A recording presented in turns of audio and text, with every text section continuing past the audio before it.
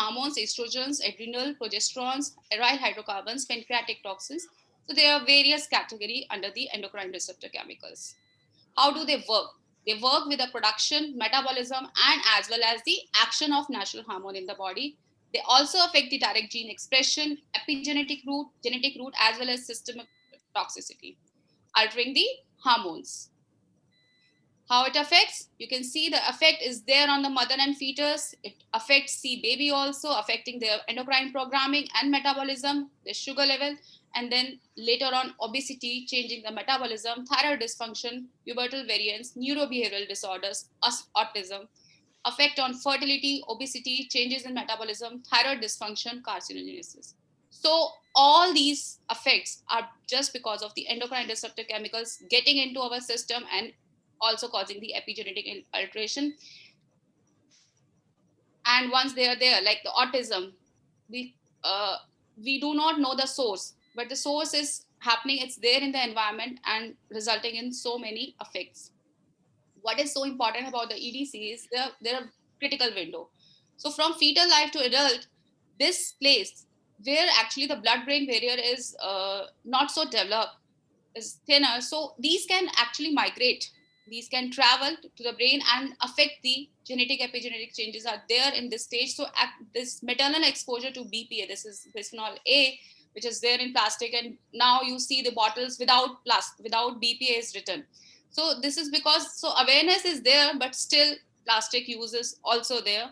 So from fetal life to adult, at various stages, exposure to this can result in various effects. Obesity and PCOS. So polycystic ovarian syndrome, infertility.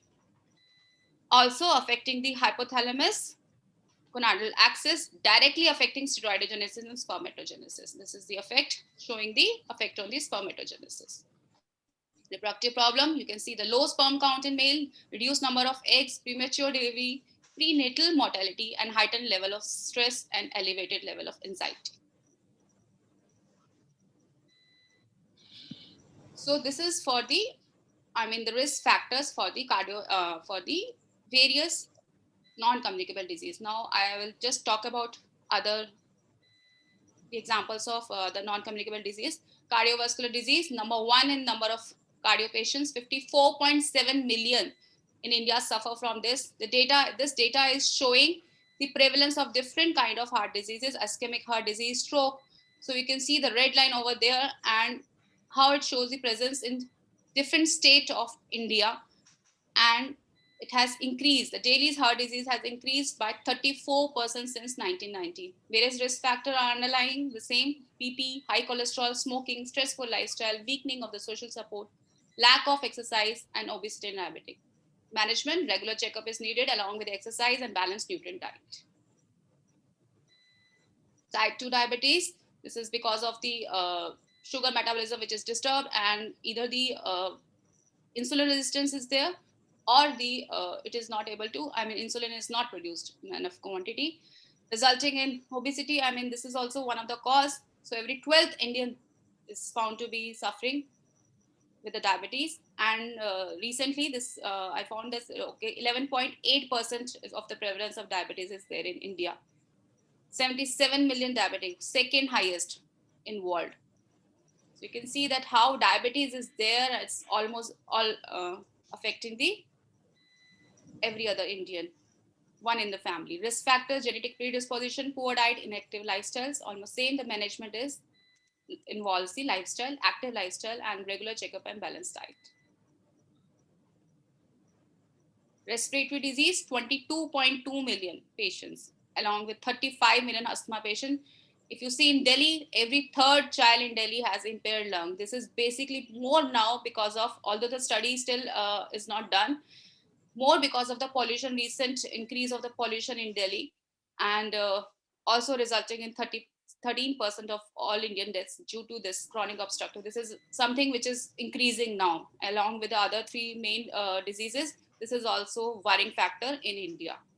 Risk factors, air pollution, gas leaks, smoking, aero allergens, global warming. Management is by reducing pollution or using mask or say no to smoking. The other factors also, but these are the main management. How we can control the disease. Mental health disorders, 10% are there over the age of 18, which suffers from mental illness.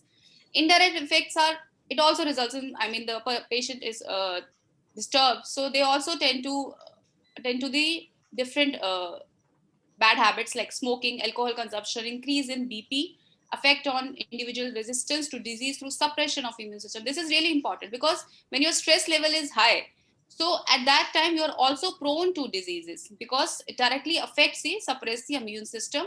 And there are other as well, obsessive compulsive disorder, post traumatic stress disorder. We see so many movies coming up showing all these effects also.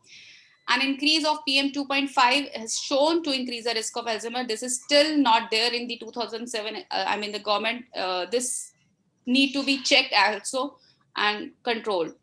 Risk factors, lack of social support, changing diets, economic instability, and increased intake of sugar. All this yoga, meditation, recreational activity, less use of mobile internet devices, family and friend support is needed. This is daily showing in different state. So hormonal disorder, again, every 12th we saw that it is a diabetic. So 1 in 10 is suffering from hypo. So there are various hormonal disorder, polycystic ovarian syndrome, you have growth alteration or diabetes or sleep disorder, all chemicals, air pollutants and food rich in fat, sugar and salt.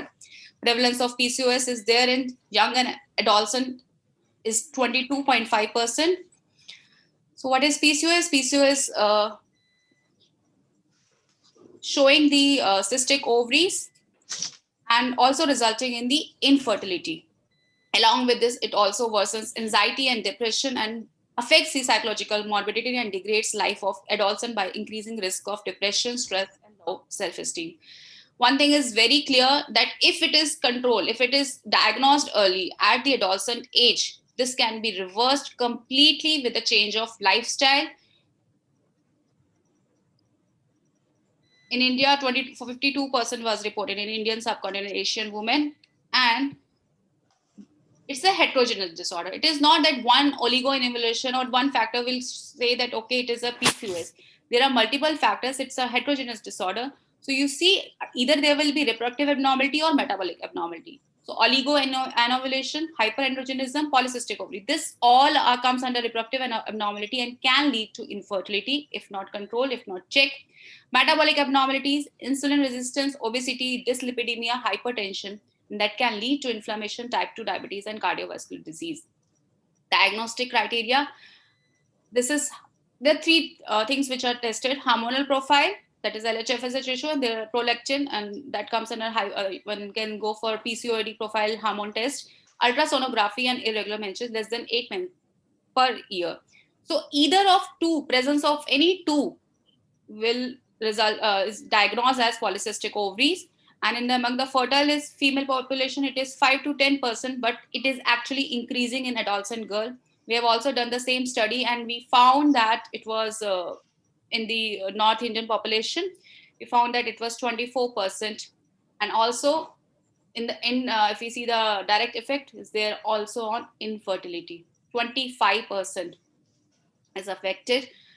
15 and 20 millions, that is 25% in India are affected with the infertility. And that's really worrying because the control is only lifestyle. If we change our lifestyle, it can be reversed. Doctor will say just decrease weight, and other factors are important to be taken care. Risk factors, delayed marriages, because and also the family planning in couples, it's delayed. Stress, irregular cycle, obesity, PCOS, blocked fallopian tube, and there are other male factors also. Last is this vitamin D deficiency disorder. This is osteoporosis. 25 millions are affected because of this, and the risk factors are various, along with a low calcium intake and other factors. What is important to see is that how we can control that is avoid alcohol, avoid smoking, avoid steroidal drugs, get serum calcium, amount of calcium tested, also take it, drink milk every day, and take calcium rich food. But one thing we forget here is this is vitamin D, which is a fat soluble vitamin. Whenever we are taking vitamin, we need to be careful if it's a fat soluble or water soluble, because if it's a fat soluble, one need to take it in a definite quantity and regulate and manner. You cannot take it for long. So this is osteoporosis showing how it is affecting the cells are showing the effect of osteoporosis. Hypertension, obesity are other non-communicable diseases, and these are they lead to the non-communicable diseases, and the 100 million in India suffer from high blood pressure, and 155 million obese citizens, that's second in obesity. Swimmer's ears and cirrhosis. This is because of the way we use our headphones, and because of alcohol consumption. Nephritis, food allergy, because of the unhygienic practice. At times when we take the food from the unhygienic conditions, prepared from unhygienic conditions, and food allergens. So in the end, I would say motivation is what gets you started and habit is what keeps you going. So we need to change our lifestyle, a healthy lifestyle, preventive health checkups along with a balanced diet, and all these check points where we need to control. So lifestyle is medicine. The last sir said that lifestyle is disease. We can also say lifestyle is medicine if we control, we modify it by using measuring different changes in our lifestyle. So our bodies are our gardens, our wills are our gardeners. That's William Shakespeare quote. And I would like to end my presentation here. While pointing out that urbanized lifestyle they are leading to some prominent diseases like cardiovascular diseases, obesity, vitamin D deficiency, cirrhosis, cancer, diabetes, nephritis, and so on and so forth. Indeed, better lifestyle is an indicator of better health. Thank you for such a comprehensive and precise deliberation on lifestyle diseases. Now, Thank you, sir. to pleasure. Now, I would like to invite Dr. Ishtiaq Ahmed, if he's present here, to deliberate on his topic, Paleoclimate, Present is the Key to Past. Dr. Ishtiaq Ahmed, if you are there, please raise your hand so that Dr. Mr. Sahil can unmute you. Dr. Ishtiaq?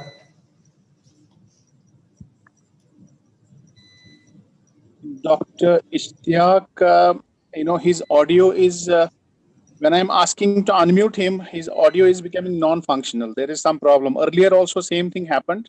Yes. There is a problem with the microphone. Yeah, there is a problem with your microphone. Please connect.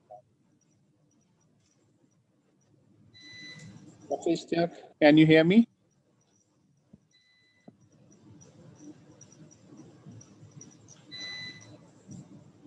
I think again he has got disconnected like earlier. Yes, sir. So I think without taking a break, let us call on Professor Iqbal Hussain Qadri. Sir, if you are present there, please.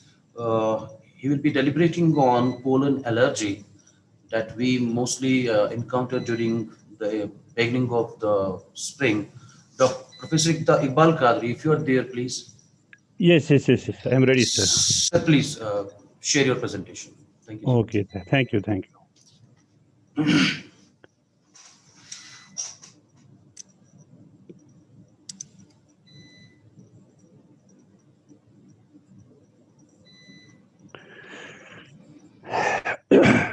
Assalamu alaikum. Dear colleagues, am I audible? Yes, sir, you are audible. Please carry on.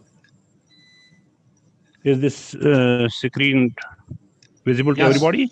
Yes, sir, it's coming. Okay.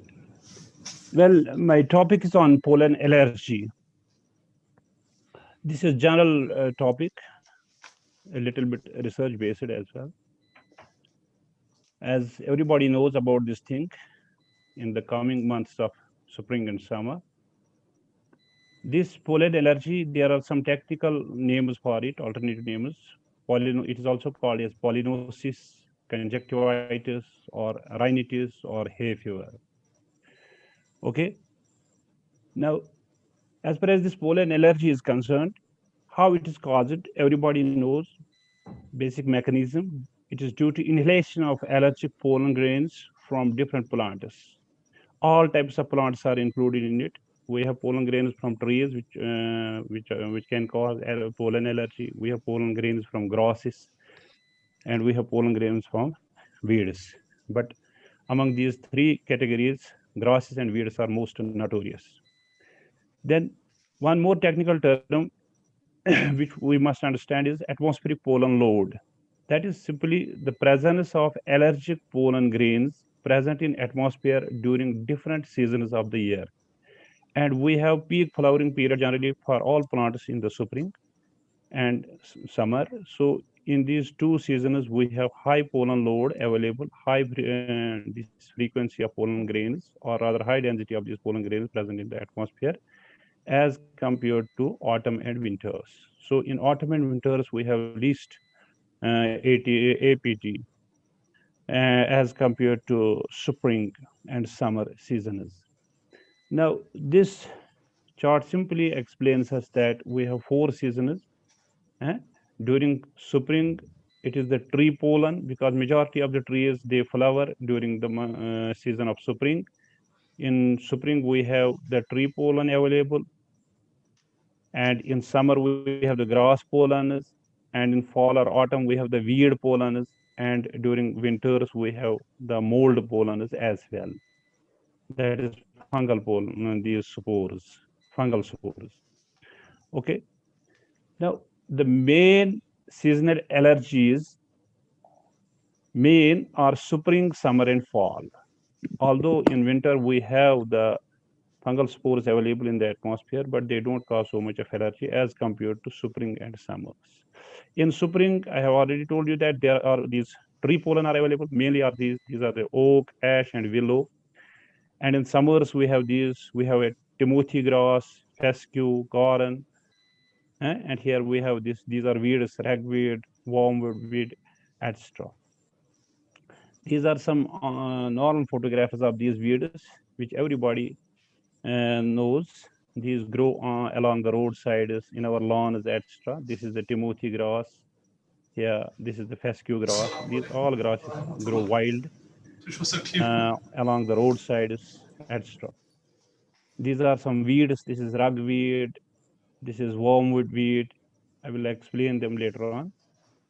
You will see what is actually this pollen allergy. Pollen allergy is due to proteins, and these allergic proteins are present on the outer surface, which is also technically called as exine of the pollen grain, and is produced by the plant itself. That is, the allergic pollens are produced by the plant, and these allergic pollen, these proteins, they get impregnated on the outer surface of the pollen grains.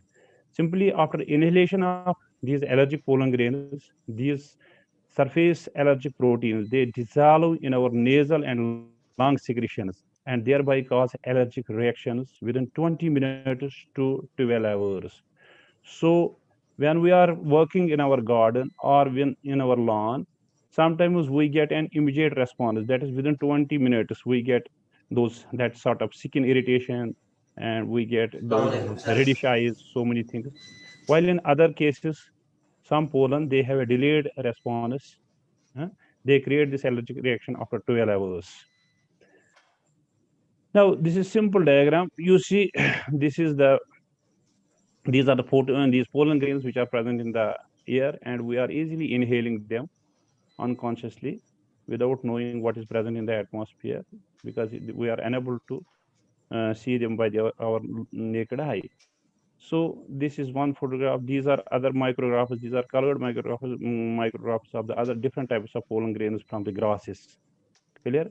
Each family has its own characteristic pollen grain. Suppose this belongs to one family, this belongs to another plant family, this belongs to another plant family, this belongs to another plant. So we have vast majority of these pollen grains, allergic pollen grains, which are available especially during the spring months, spring season in the atmosphere. Now, what is pollen allergy? What are its symptoms and treatment? Simply, we see that this is the basic method or flow chart. Suppose this is a tree, it produces allergic pollen, and we are inhaling these allergic pollen. And when the proteins from this pollen they enter into our bloodstream, and we get an immune response, antigen antibody response here. With the result, this antigen and antibody, this reaction, it is called as allergy. This is simple a flow chart here. Now, main symptoms of this pollen allergy are The allergic persons, they show frequent sneezing, they show dry cough, chest heaviness, nocturnal fevers, skin rashes and irritation. These three are the common symptoms of coronavirus as well. So don't be afraid that it is a coronavirus. It can be pollen allergy. Then sinus pressures, which may cause facial pain. Then runny nose, itchy watery eyes, scratchy throat, swollen bluish colored skin beneath the eyes, decreased sense of taste or smell. Again, a symptom from coronavirus like increased asthmatic reactions. So some of these symptoms they also resemble to coronaviral infections. Clear? These are some main symptoms of the pollen allergy. Now, I will come here to some allergic plants which are growing in our Kashmir Valley. This is some sort of research which we have done. You see, this type of grass, you can yourself identify it. In spring, these grasses grow everywhere. You see, this grass is Spiny amaranthus. It is PFP, peak flowering period, is from July to October. This grass produces 2 to 3 times pollen. It undergoes reproduction more than one time during the season. Clear? So it produces lot number of these pollen grains in the atmosphere, and these pollen grains are severely allergic. They cause severe type of this pollen allergy. This grass, the pollen from this grass. Another grass here is this carrot grass or Congress grass. Botanically, it is called as Parthenium hysterophorus. It has a peak flowering season from June to July, but the pollen from it are mildly allergic. Again, now look at this grass again. This grass is again growing in wild. Again, this is called as lamb's quarter, botanically Chenopodium album. It has a peak flowering period from March to April, and its allergicity is moderate. That is, the pollen from this cause moderate type of pollen allergy. Another grass is this. This is plantain grass or Plantago lanceolata. It has a peak flowering period from August to October. Again, the pollen from this grass are moderately allergic. Then all these grasses, these grow in our Kashmir Valley in wild. This is meadow fescue, Festuca proteins. Pollen peak this PFP is from February to April and August to November, 2 times in the year. Eh? Again, the pollen from this grass are severely allergic. Then we have this Timothy grass, which I have uh, shown in one of the slides. Timothy grass is this, again growing wild. Phalium proteins. The pollen from this grass are again severely allergic. Then this plant, everybody knows this, nettle, stinging nettle. Eh? It has a peak flowering period from August to September. And the pollen from this grass are again severely allergic. I know my school days when our school teacher used to punish the students with this grass, जिसको कश्मीरी में सोई बोलते हैं. Then again this one, which here also grows from Bonyhal onwards here. This is castor bean, RND, जिसको बोलते हैं Ricinus communis.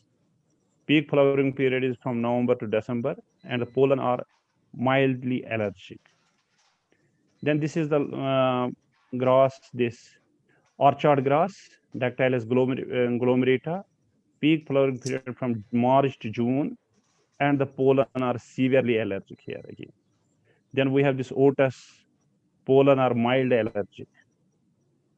Then we have the corn pollen grains from corn, they are severely allergic. And this allergy is available, these pollen are available in the month of October. It has a peak flowering period in the month of October. Then we have the rye grass again. Although this one is cultivated, this is wild, it is severe. Pollen from this grass are severe, rye grass, Lolium perenni. Then This one, grown in the city of Srinagar, in the Dal Lake, etc. This is Typhus latifolia. Then October to November, the pollen from this, it is moderately allergic. Then again, this one, it generally grows in Pahalgam, Gulmarg, etc.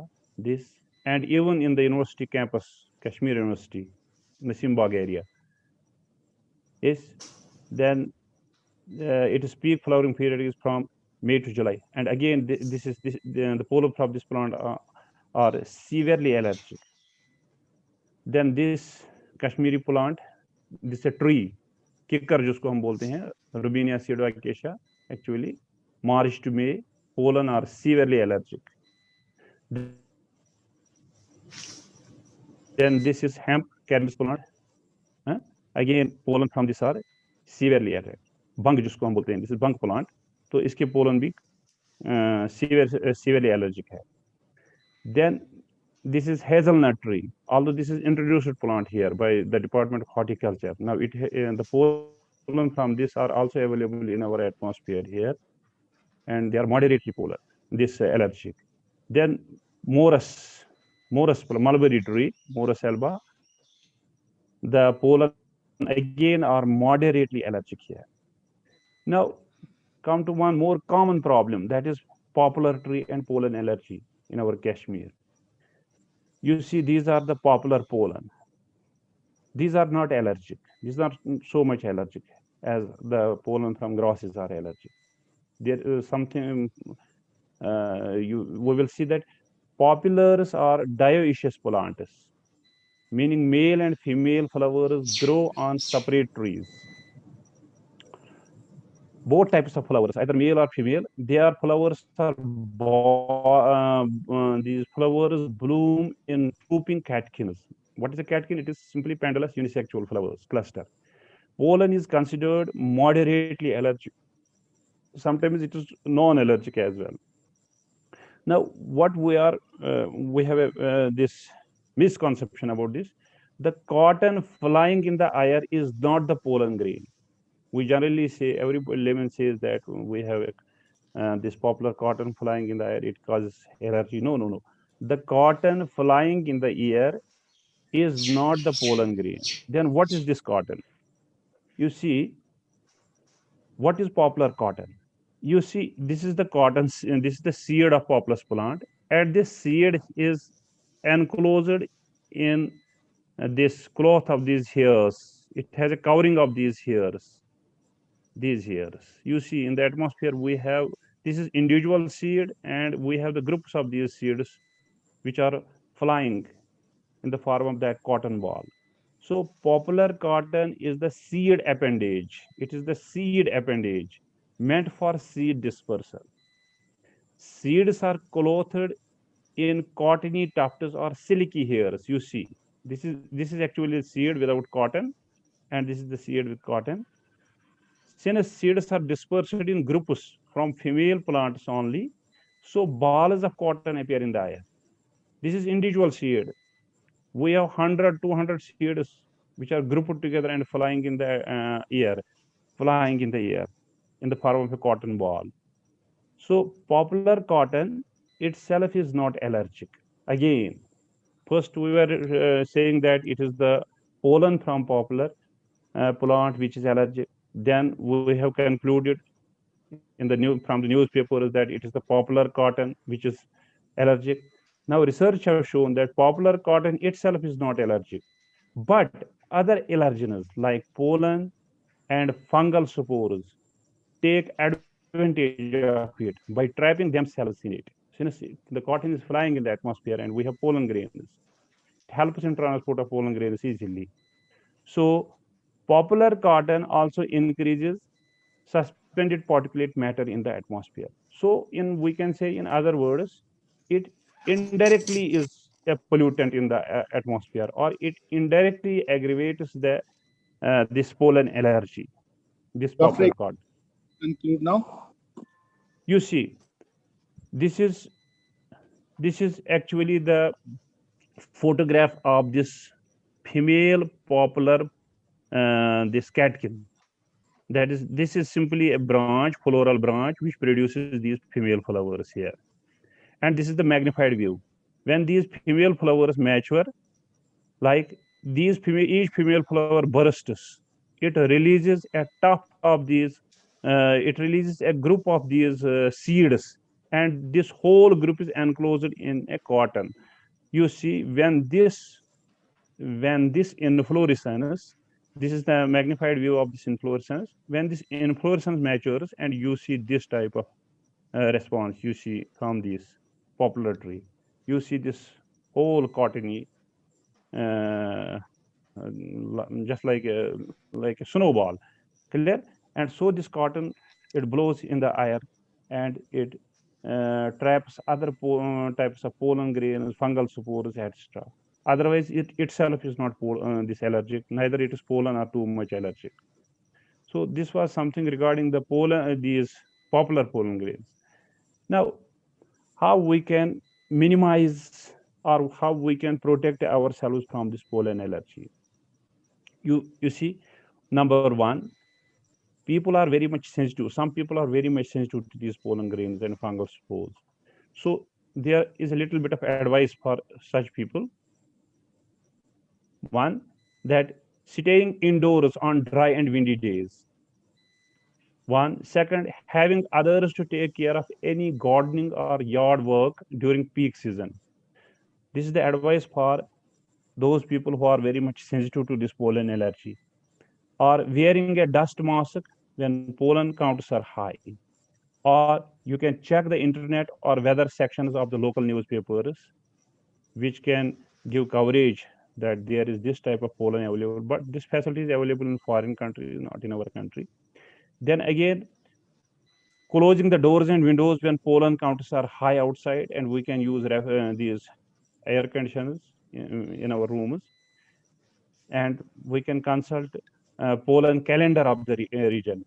I will talk in detail about this pollen calendar, as it is new thing. You see, after that, there is medication as well, but please avoid self medication. You can consult a doctor. Doctors Doctor, can provide you here, antihistamines, decongestants, or combination of Dr. antihistamine and Kadri, decongestants. Dr. Kadri, can I just intervene? I am being given to understand by Dr. Greer that we are running short of time as our expert is about to join. Please finish up his Okay, just I response. have one or two slides now, but Sure, okay, sir. okay, Please. okay. Then there is vaccination as well. Then after that, these are self precautionary measures. We can use napkins, or you when you get allergic, you can use lukewarm saline water. You can try local herbs, just gauzaban, black pepper, ginger with your tea, etc. Uh, you can avoid drying your clothes in outside in order to, so that the pollen grains may not stick to these. We can use air conditioning, so many things, etc. Now this is a little bit about pollen calendar. You see, uh, pollen calendars are being framed region wise. For example, this is the one calendar.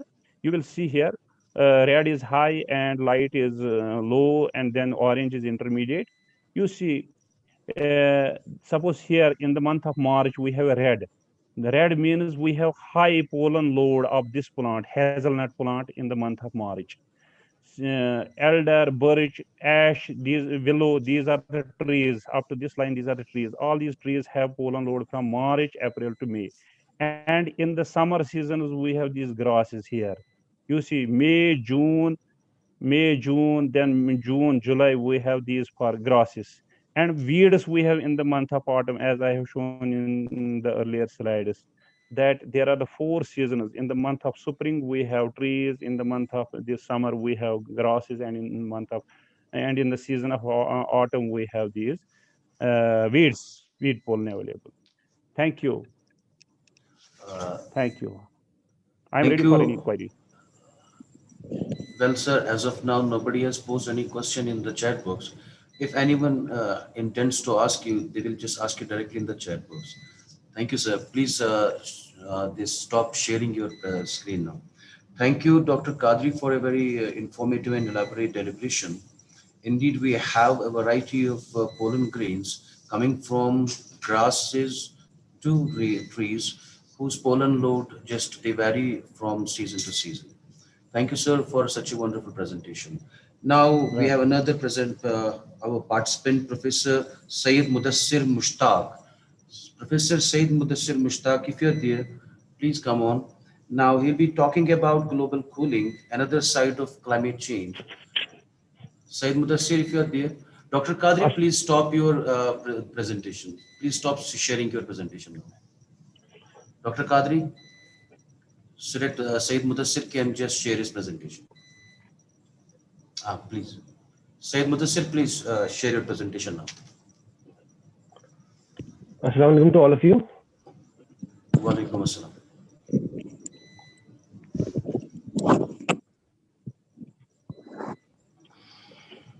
Is my presentation visible? Yes, sir, very much, please. Okay, assalamu alaikum to all of you. My name is Syed Mudassir Mushtaq. Today I am going to present my topic on global cooling, another side of the climate change.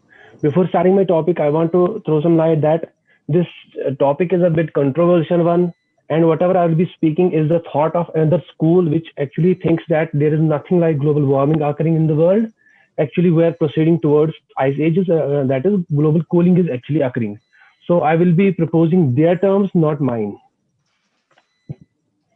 As all of you know that our climate is changing. Definitely, most of the scientists say that carbon dioxide emissions are increasing, other greenhouse gases emissions are increasing. So they are causing our environmental temperature to increase. That's the call as global warming.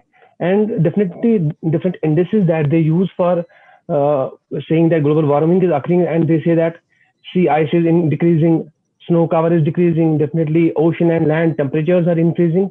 These are the different indices what global warming supporters say in their favor. But there's another school of thought which thinks actually that global warming actually is not occurring. Actually, the global cooling is occurring. We are heading towards actually never a small ice age. And this concept of global cooling definitely means that there is going to be a gradual decrease in the average temperature of the Earth.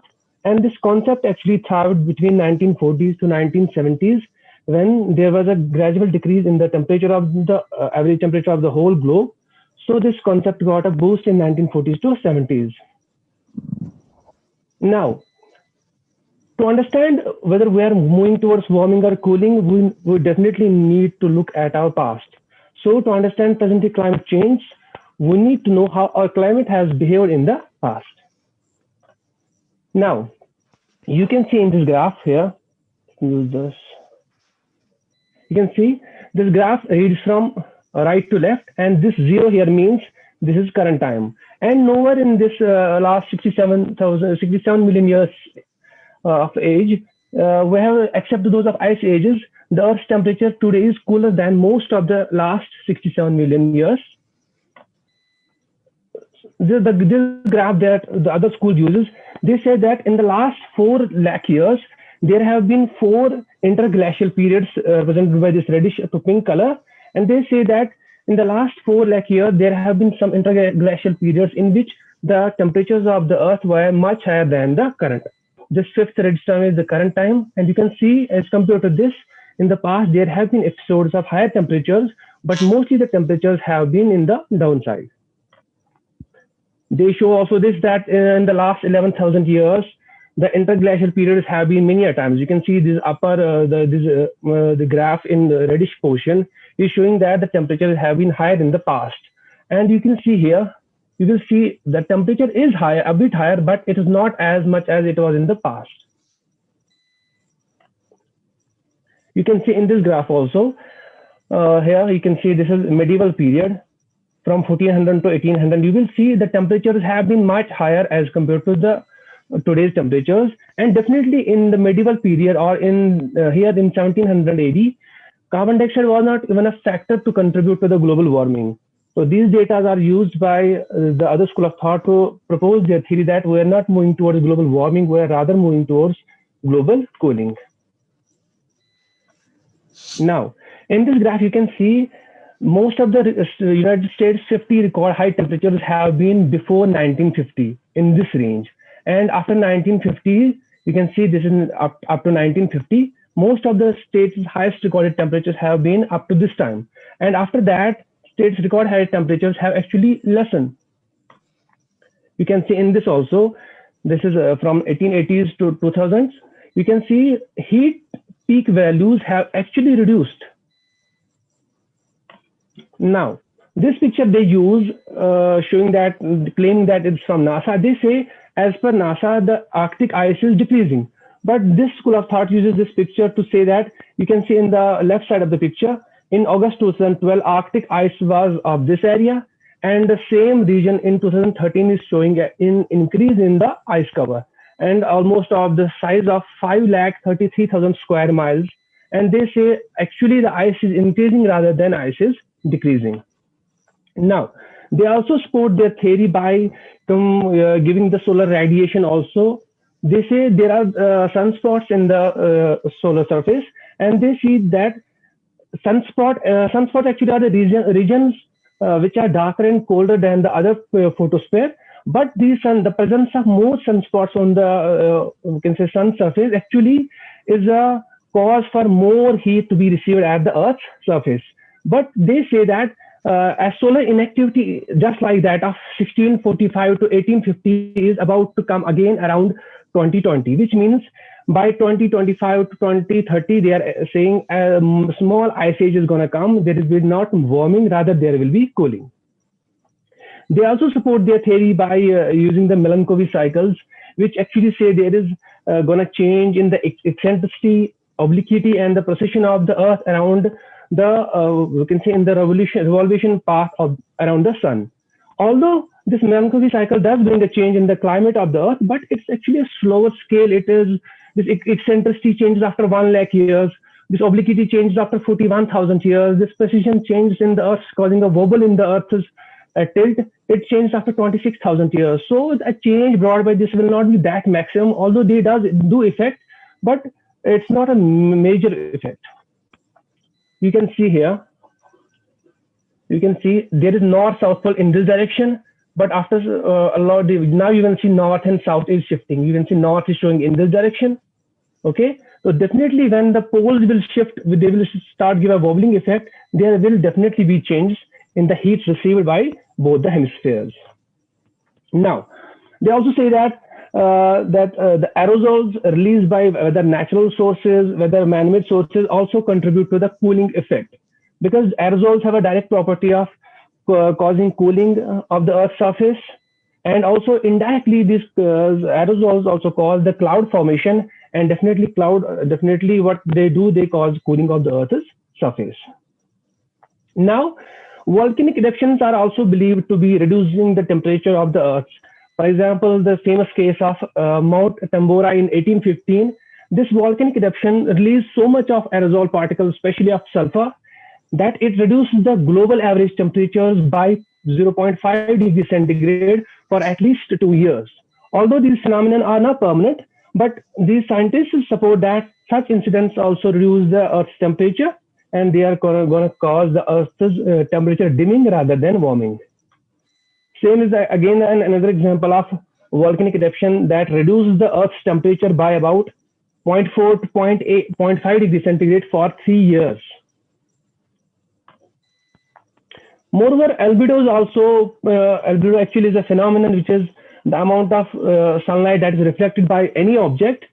So any pure white object will absorb, will rather reflect all the amount of sunlight received, and any pure black object will absorb all, just like the black body radiation. So as per them, snow is, we can say, expanding more and more. Whenever snow will be expanding more, it will cause more and more albedo, which means more sunlight will be reflected, thus Earth will absorb lesser amount of heat, which means it will also induce more and more, we can say, global cooling. They are using this graph. They show that in this graph, you can see in the upper region, upper one is the combined feature of ocean and land. They're seeing that although there was a surge in the temperature from 1980s, you can see that there was an increase in the temperature of the land and oceans. But since then, you can see the temperatures actually have come to a stable level. It's not increasing as such as it was increasing in 1980s, because it has become a stable feature now. They are supporting their theories also by this, that number of tornadoes, number of other, we can say, hazards events like hurricanes, etc., have actually stable. You can see from 1970s, the number of hurricanes is actually stabilizing, or we can say is rather reducing. There are no environmental changes that are actually occurring. Moreover, they support their theory by this that in the United States, 221 ground weather stations were set up to monitor the temperature changes. Like there, but the conditions were, you can see here, these stations, these monitoring devices should be kept 100 feet away from the road. They should be at a height of at least 5 feet. They should be away from any nearby object by a distance of 80 feet, and making a, we can say, professionality level of 4:1 ratio. Definitely 40 feet, 20 feet and 5 feet become the ratio of 4:1. So these were the rules laid for the, we can say, placing of stations for monitoring temperature. But now see, is this temperature monitoring device actually at 100 feet from the road? No, it's just within few centimeters. And definitely whenever this road will heat, actually it actually will act as a light, we can say not a perfect black body, but a black body definitely will cause more heat to be received by the sensor and will give false readings. You can see here, the temperature monitoring device has been put near the road. Definitely ACs are there. In ACs definitely will cause false readings. You can see here, this temperature monitoring device has been put on the rooftop at 4 feet, which means not at the prescribed height.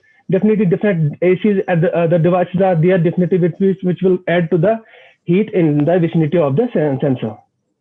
You can see again here, this device has been put on the very near to the road and other construction. There is nothing, no protocol was followed while setting up of this device. You can see here this where this monitoring device has been set, where this on the left side near a sewage treatment plant. And you all know that these sewage treatment plants are like this is the case in this case of junkyard. You can see here the device has been set up.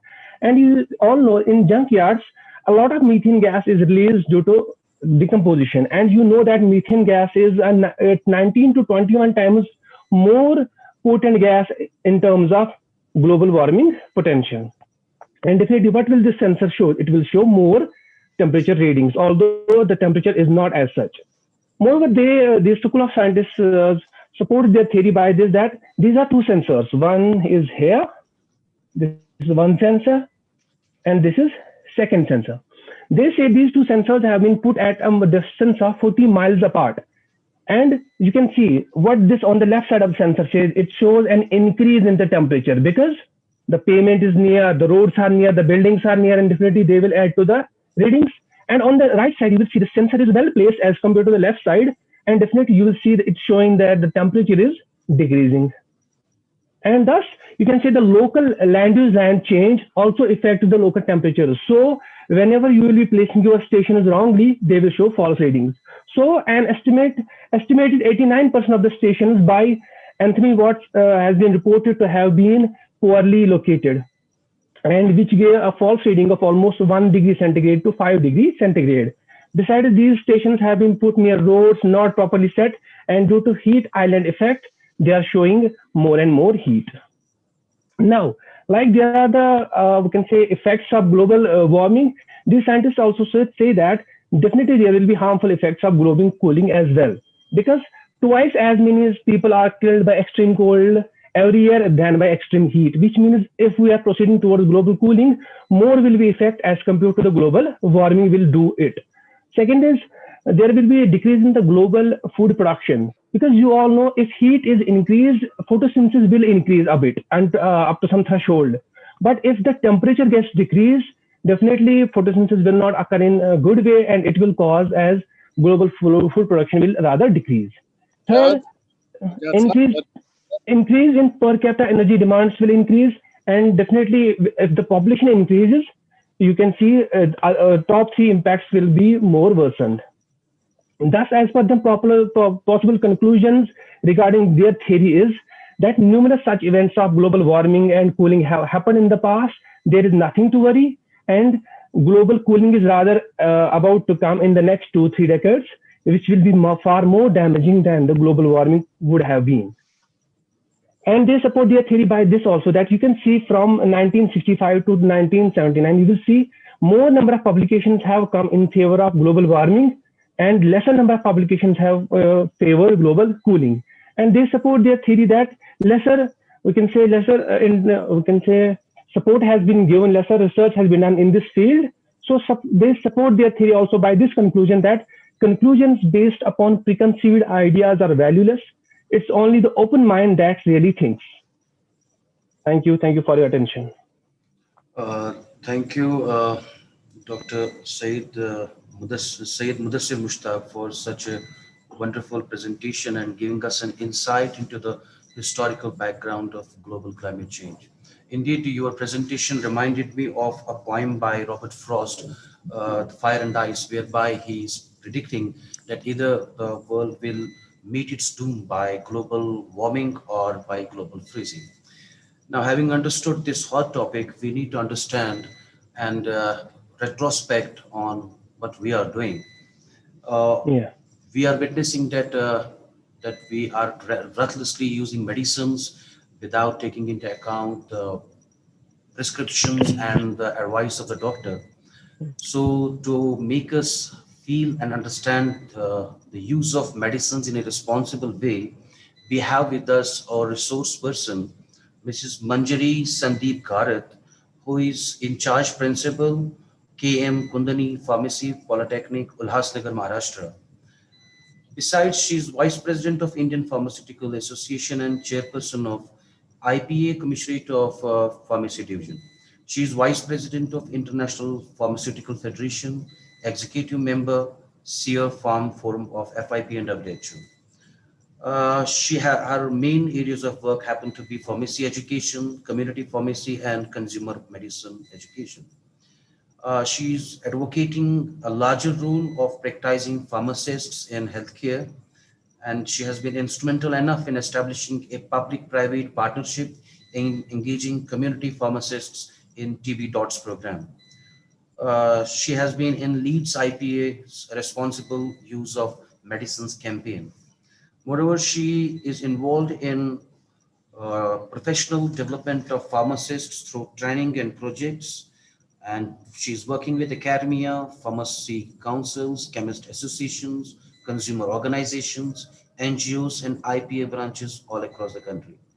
Regular pharma columnist, she being, she's just writing frequently for the newspapers and has one book, Aushad Ban, medical awareness to her credit. She is using both print and electronic media to create awareness. By that way, she is proving that she is really working on the ground vis-a-vis the responsible use of medicines. And in fact, she is recipient of 2 global awards, one from Fellow of an International Pharmaceutical Federation in the year 2016, and Ishideth Award of Federation of Asian Pharmaceutical Association in 2018 in recognition of her services to the community pharmacy and pharmacy profession. I think she's the first Indian lady to have received the Pharmacy Professional Award. Uh, and she's also the recipient of fellowship of IPA and several other awards from social and professional organizations in the country. She has been a frequent traveler and has traveled to 25 countries for professional work, as she has been invited as a speaker, panelist, trainer, or a paper presentation. Now, not wasting your time, not coming in between you and Mrs. Manjari, Sandeep Manjari Garak, Manjari Sandeep Garak, I'm sorry, ma'am. I would love to invite you and hear it out from you for what you are talking about is the responsible use of medicines. Let us hear it out from Professor Manjari Garak. Ma'am, please. Yeah. Thank you so much, Dr. Zubair, for this kind and detailed introduction. I bring you warm greetings from warm Mumbai on behalf of Indian Pharmaceutical Association, as well as International Pharmaceutical Federation, as well as my college, KM Kundanani Pharmacy Polytechnic. I Thank said you, ma'am. warm greetings because Mumbai has very high temperatures right now, which is not very common for a month of January. And I know the temperatures in Kashmir. This is my first interaction with the citizens of Kashmir through this webinar. And thanks to the University of Kashmir, especially Dr. Gir, for this kind invitation, which is connecting me to you all. So thank you so much. And as I was introduced, I'll be speaking about the responsible use of medicines and from the perspective of the consumers. So I'll be taking you through what medicines are and what we need to do, uh, and what care we can take in these medicines. Let me just focus the slides.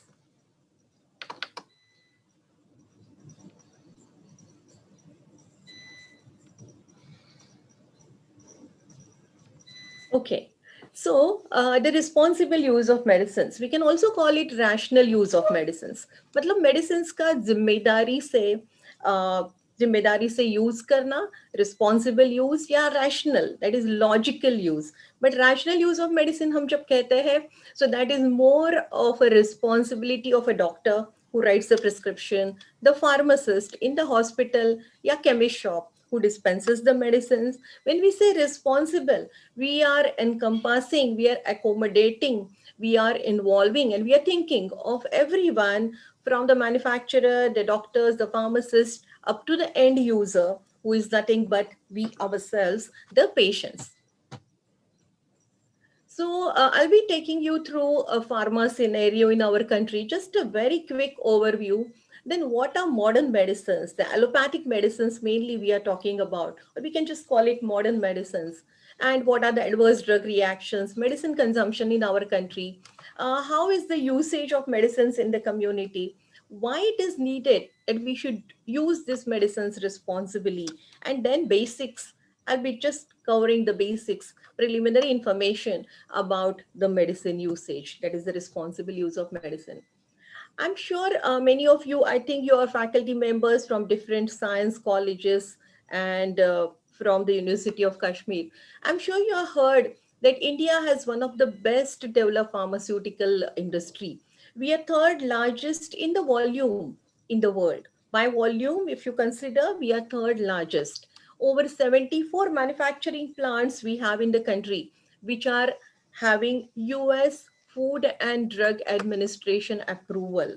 This is exceptional. No other country has these many manufacturing plants which are approved by US FDA except the United States of America itself. So this is something I'm sure now the number has increased because this is from last year's information, what I'm telling you, the 74 plants. We are exporting generic drugs to United States and Europe and of course the whole of Africa. If you visit African countries, you will see all Indian companies' medicines all over in each country, as well as now in United States, Europe, you see a lot of medicines which are going from India. And these are all generic medicines, so much cheaper compared to what they can make over there. So overall, we have big pharmaceutical industry. We are very proud of it. We have more than 550 molecules. So I'm sure you all understand कि molecules मतलब एक drug के बारे में बोल रहे हैं. So we have such 550 molecules. फिर वो single ही रहेंगे नहीं तो उनका fixed dose combination होगा.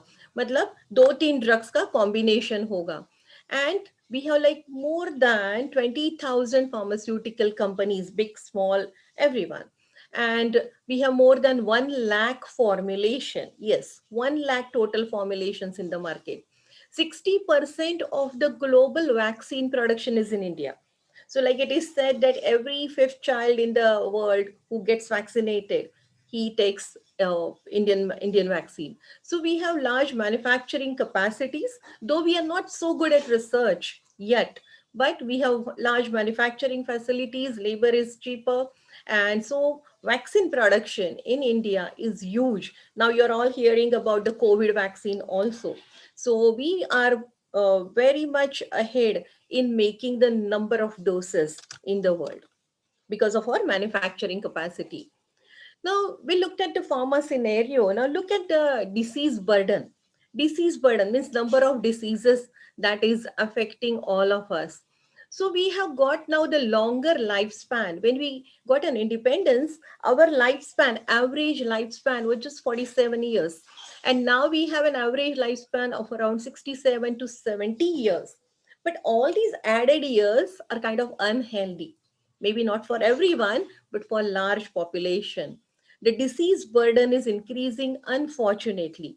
And therefore, medicines have become like a fundamental need. जैसे कि food, shelter, पानी चाहिए, clothing चाहिए, वैसे ही medicines चाहिए for a very large section of the population, which is unfortunate.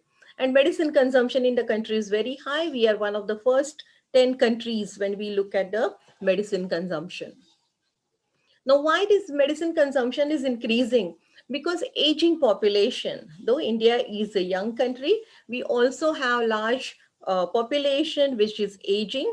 And we are going to have like 1/4 of the population by 2030 who is going to be above 60 to 65 years. So aging population means more number of pills. Pill burden is increasing because of multiple existing ailments, multiple problems, health problems. So number of pills, number of tablets taken by an aged person are increasing. And unfortunately, look at this global shifting of burden of diseases. Earlier, say 30 years back, we had more of the diseases which we can categorize as infectious diseases or communicable diseases. जैसे कि TB था, leprosy था, malaria था, typhoid, cholera, and so on. So those are all what? Infectious diseases, communicable diseases, जो एक से दूसरे को ट्रांसमिट होते हैं और थ्रू वाटर, थ्रू इंसेक्ट्स भी ट्रांसमिट होते हैं. So in 1990, 50% of the global disease burden was infectious diseases and non-communicable diseases. Non-communicable diseases मतलब जो एक से दूसरे को ट्रांसमिट नहीं होते.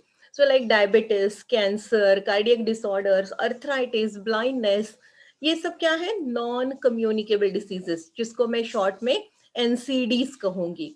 So NCDs का percentage only 27% था.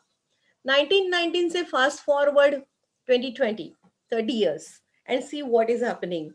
The infectious diseases percentage has decreased because of vaccination, antibiotics, sanitary improvement, health and hygiene improvement. So 22% हो गया. But now you have 43% or more of the disease burden, which is due to non-communicable diseases. So that is diabetes, cardiac, and that is all increasing. And as we are aging, we are getting affected by these kind of chronic diseases, or I call it as what? NCDs. So in modern times, we have a lot of medicines and we have also a lot of new technologies, because of which the medicines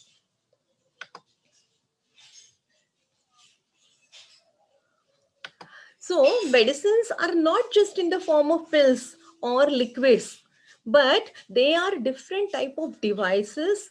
Then even look at the pills, then again there are different types of pills. It's not like simple कि आपने एक tablet ले ली, पानी के साथ ले लिया, काम हो गया. ऐसे नहीं है. There are different types of pills, different types of but different types of even liquid preparations, insulin के लिए injection है. So all these different type of medicines, technologically advanced medicines are there. So too many types of medicines. So it's not very easy for a consumer to understand how to take these medicines, why they need to take it in a right way. So these modern medicines are very effective. They are very potent. I'm sure you all understand the meaning of the potent. They're potent chemicals. Microgram quantity, milligram quantity में भी वो हमारी जान बचा सकते हैं. So there is a difference between life and death by one injection, by one tablet. We can be saving lives of the people. So they're so potent. वो इतने प्रभावी है. But because of that, healthcare has revolutionized. But we have to understand कि when we are taking these chemicals जो इतने प्रभावी है, जो इतने potent है, that means they also have a side effect. So where there is an effect, there will always be a side effect that we all should register in our minds. There is no medicines in the world, at least not at all from modern medicines, which is without a side effect. Some side effects are minor. We can just ignore them. No problem. Some are totally harmless. If we take an iron tablet लेने के बाद हमारे stools blacken होते हैं. So not a problem, not to worry. It's a harmless side effect. Or sometimes we have a very minor side effect. एक आध दिन acidity होती है. That's okay. We are getting a lot of benefit from the medicine. We can tolerate that. But sometimes some medicines produce major adverse drug reactions, toxicities. So therefore, one has to be very familiar and one has to be very responsible about it. So quality, efficacy, and safety are the important parameters for any medicine in modern world. And a long time ago, Paracelsus was a scientist who had said every medicine can be a poison. What differentiates is only the dose that differs. So that means every medicine can be a poison if we take it in a very high dose, and every medicine will work as a medicine if we take it in the right therapeutic dose. So देखो कितना dangerous है. अब paracetamol सबने खाया है, Crocin tablet. Paracetamol is safe drug compare to many other drugs. Fever आया, थोड़ा headache हुआ, हम पैरासीटामोल लेते हैं, सेफ है compare to as I said many other drugs. यही पैरासीटामोल के आप 8 टैबलेट ले लेंगे दिन में तो क्या होगा, लीवर टॉक्सिसिटी होगी. That means there is no medicine which is free from the adverse reactions. They are all going to be potent chemicals and could be poisons, but the responsible use, the right therapeutic dose, right timing, that saves us from all these adverse drug reactions. And therefore it is important to be very responsible in the usage of medicine. Look at what World Health Organization says. More than half of all medicines are prescribed, dispensed, or sold inappropriately, and that half of all the patients fail to take them correctly. अभी यहाँ हमें नहीं जाना है that doctors are not prescribing correct medicines, या pharmacist या कोई दूसरे जो nurses dispense कर रहे हैं वो शायद mistake कर रहे हैं. तो यहाँ हम नहीं जाएंगे. What we are going to look at is what is our role as a consumer, as a citizen. Half of all the patients fail to take them correctly. Here we need to improve so that our lives can be improved. What is the situation of medicine usage in our country overall? We have poor health literacy. That means we have आरोग्य साक्षरता कम है हमारे बीच. Irresponsible use of medicines is very common. If I just have to describe it in one line, I will just say there is overuse, underuse, and wrong use of medicine. There is rampant self-medication. There are many prescribers in our country, doctors के सिवा. That means मेरे neighbor ने कहा कि अरे आपको मुझे ये प्रॉब्लम था तो मैंने ये टैबलेट ली, ये गोली आप भी ले लो. नेबर प्रिस्क्राइबर हो गया. फ्रेंड ने कहा, रिलेटिव ने कहा, फैमिली मेंबर ने कहा. So likewise, we have many prescribers in our country who give us free advice. And so instead of doctors, there are many prescribers. So there is rampant self-medication. Or we look at the advertisements and then we tend to take these medicines. Or we go to a chemist shop, और वो chemist shop में pharmacist है कि नहीं पता नहीं, जो भी रहेगा वो हमें कुछ सलाह देगा और हम उस पे विश्वास रखेंगे. Not that every time the advices are wrong, but we have to take it with a word of caution. So there is rampant self-medication. And on the other side, when doctor prescribes us the medicines, many of our patients don't complete the course or don't take it as advice. इसको क्या कहते हैं? Medication non-adherence. That means doctor ने कहा है कि 1 महीना ये टैबलेट रोज लेना है, सुबह नाश्ते के बाद लेना है, एक भी मिस नहीं करना है, और 1 महीने के बाद मेरे पास फॉलो अप के लिए आ जाओ. तो बहुत सारे लोग क्या करते हैं कि थोड़े दिन टैबलेट लेने के बाद उनके जो भी प्रॉब्लम्स है वो सुधर गए, समझो सिम्टम्स बेटर हो गए, तो गोली छोड़ देते हैं. एंड देन डॉक्टर के पास फॉलो अप के लिए भी नहीं जाते. फिर से वही प्रॉब्लम कभी और ज्यादा सीवियर और सीरियस होगा, फिर डॉक्टर के पास भागना पड़ता है.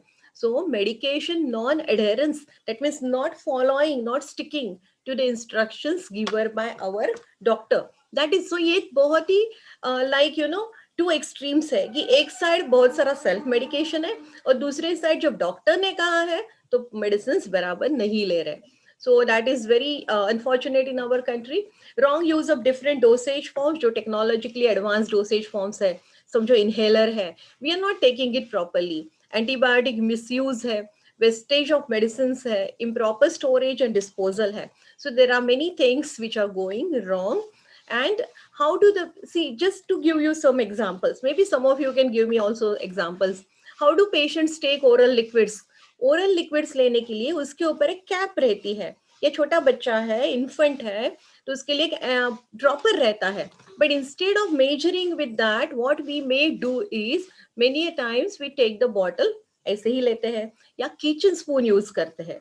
अभी मुझे बताइए कि जब डॉक्टर ने कहा है कि 1 टीस्पून ले लो, 1 टीस्पून का मतलब है 5 ml, या डॉक्टर ने बताया है कि 1 टेबल स्पून ले लो, वो तो 15 ml है. Now, instead of measuring it out with this cat, if we use a kitchen spoon, it is not going to be measuring accurately that amount. And then we are not going to have the right amount of medicine. Maybe हम कम ले रहे हैं या ज़्यादा ले रहे हैं. और उसके बाद क्या होगा? जो therapeutic outcome है, वो नहीं होगा.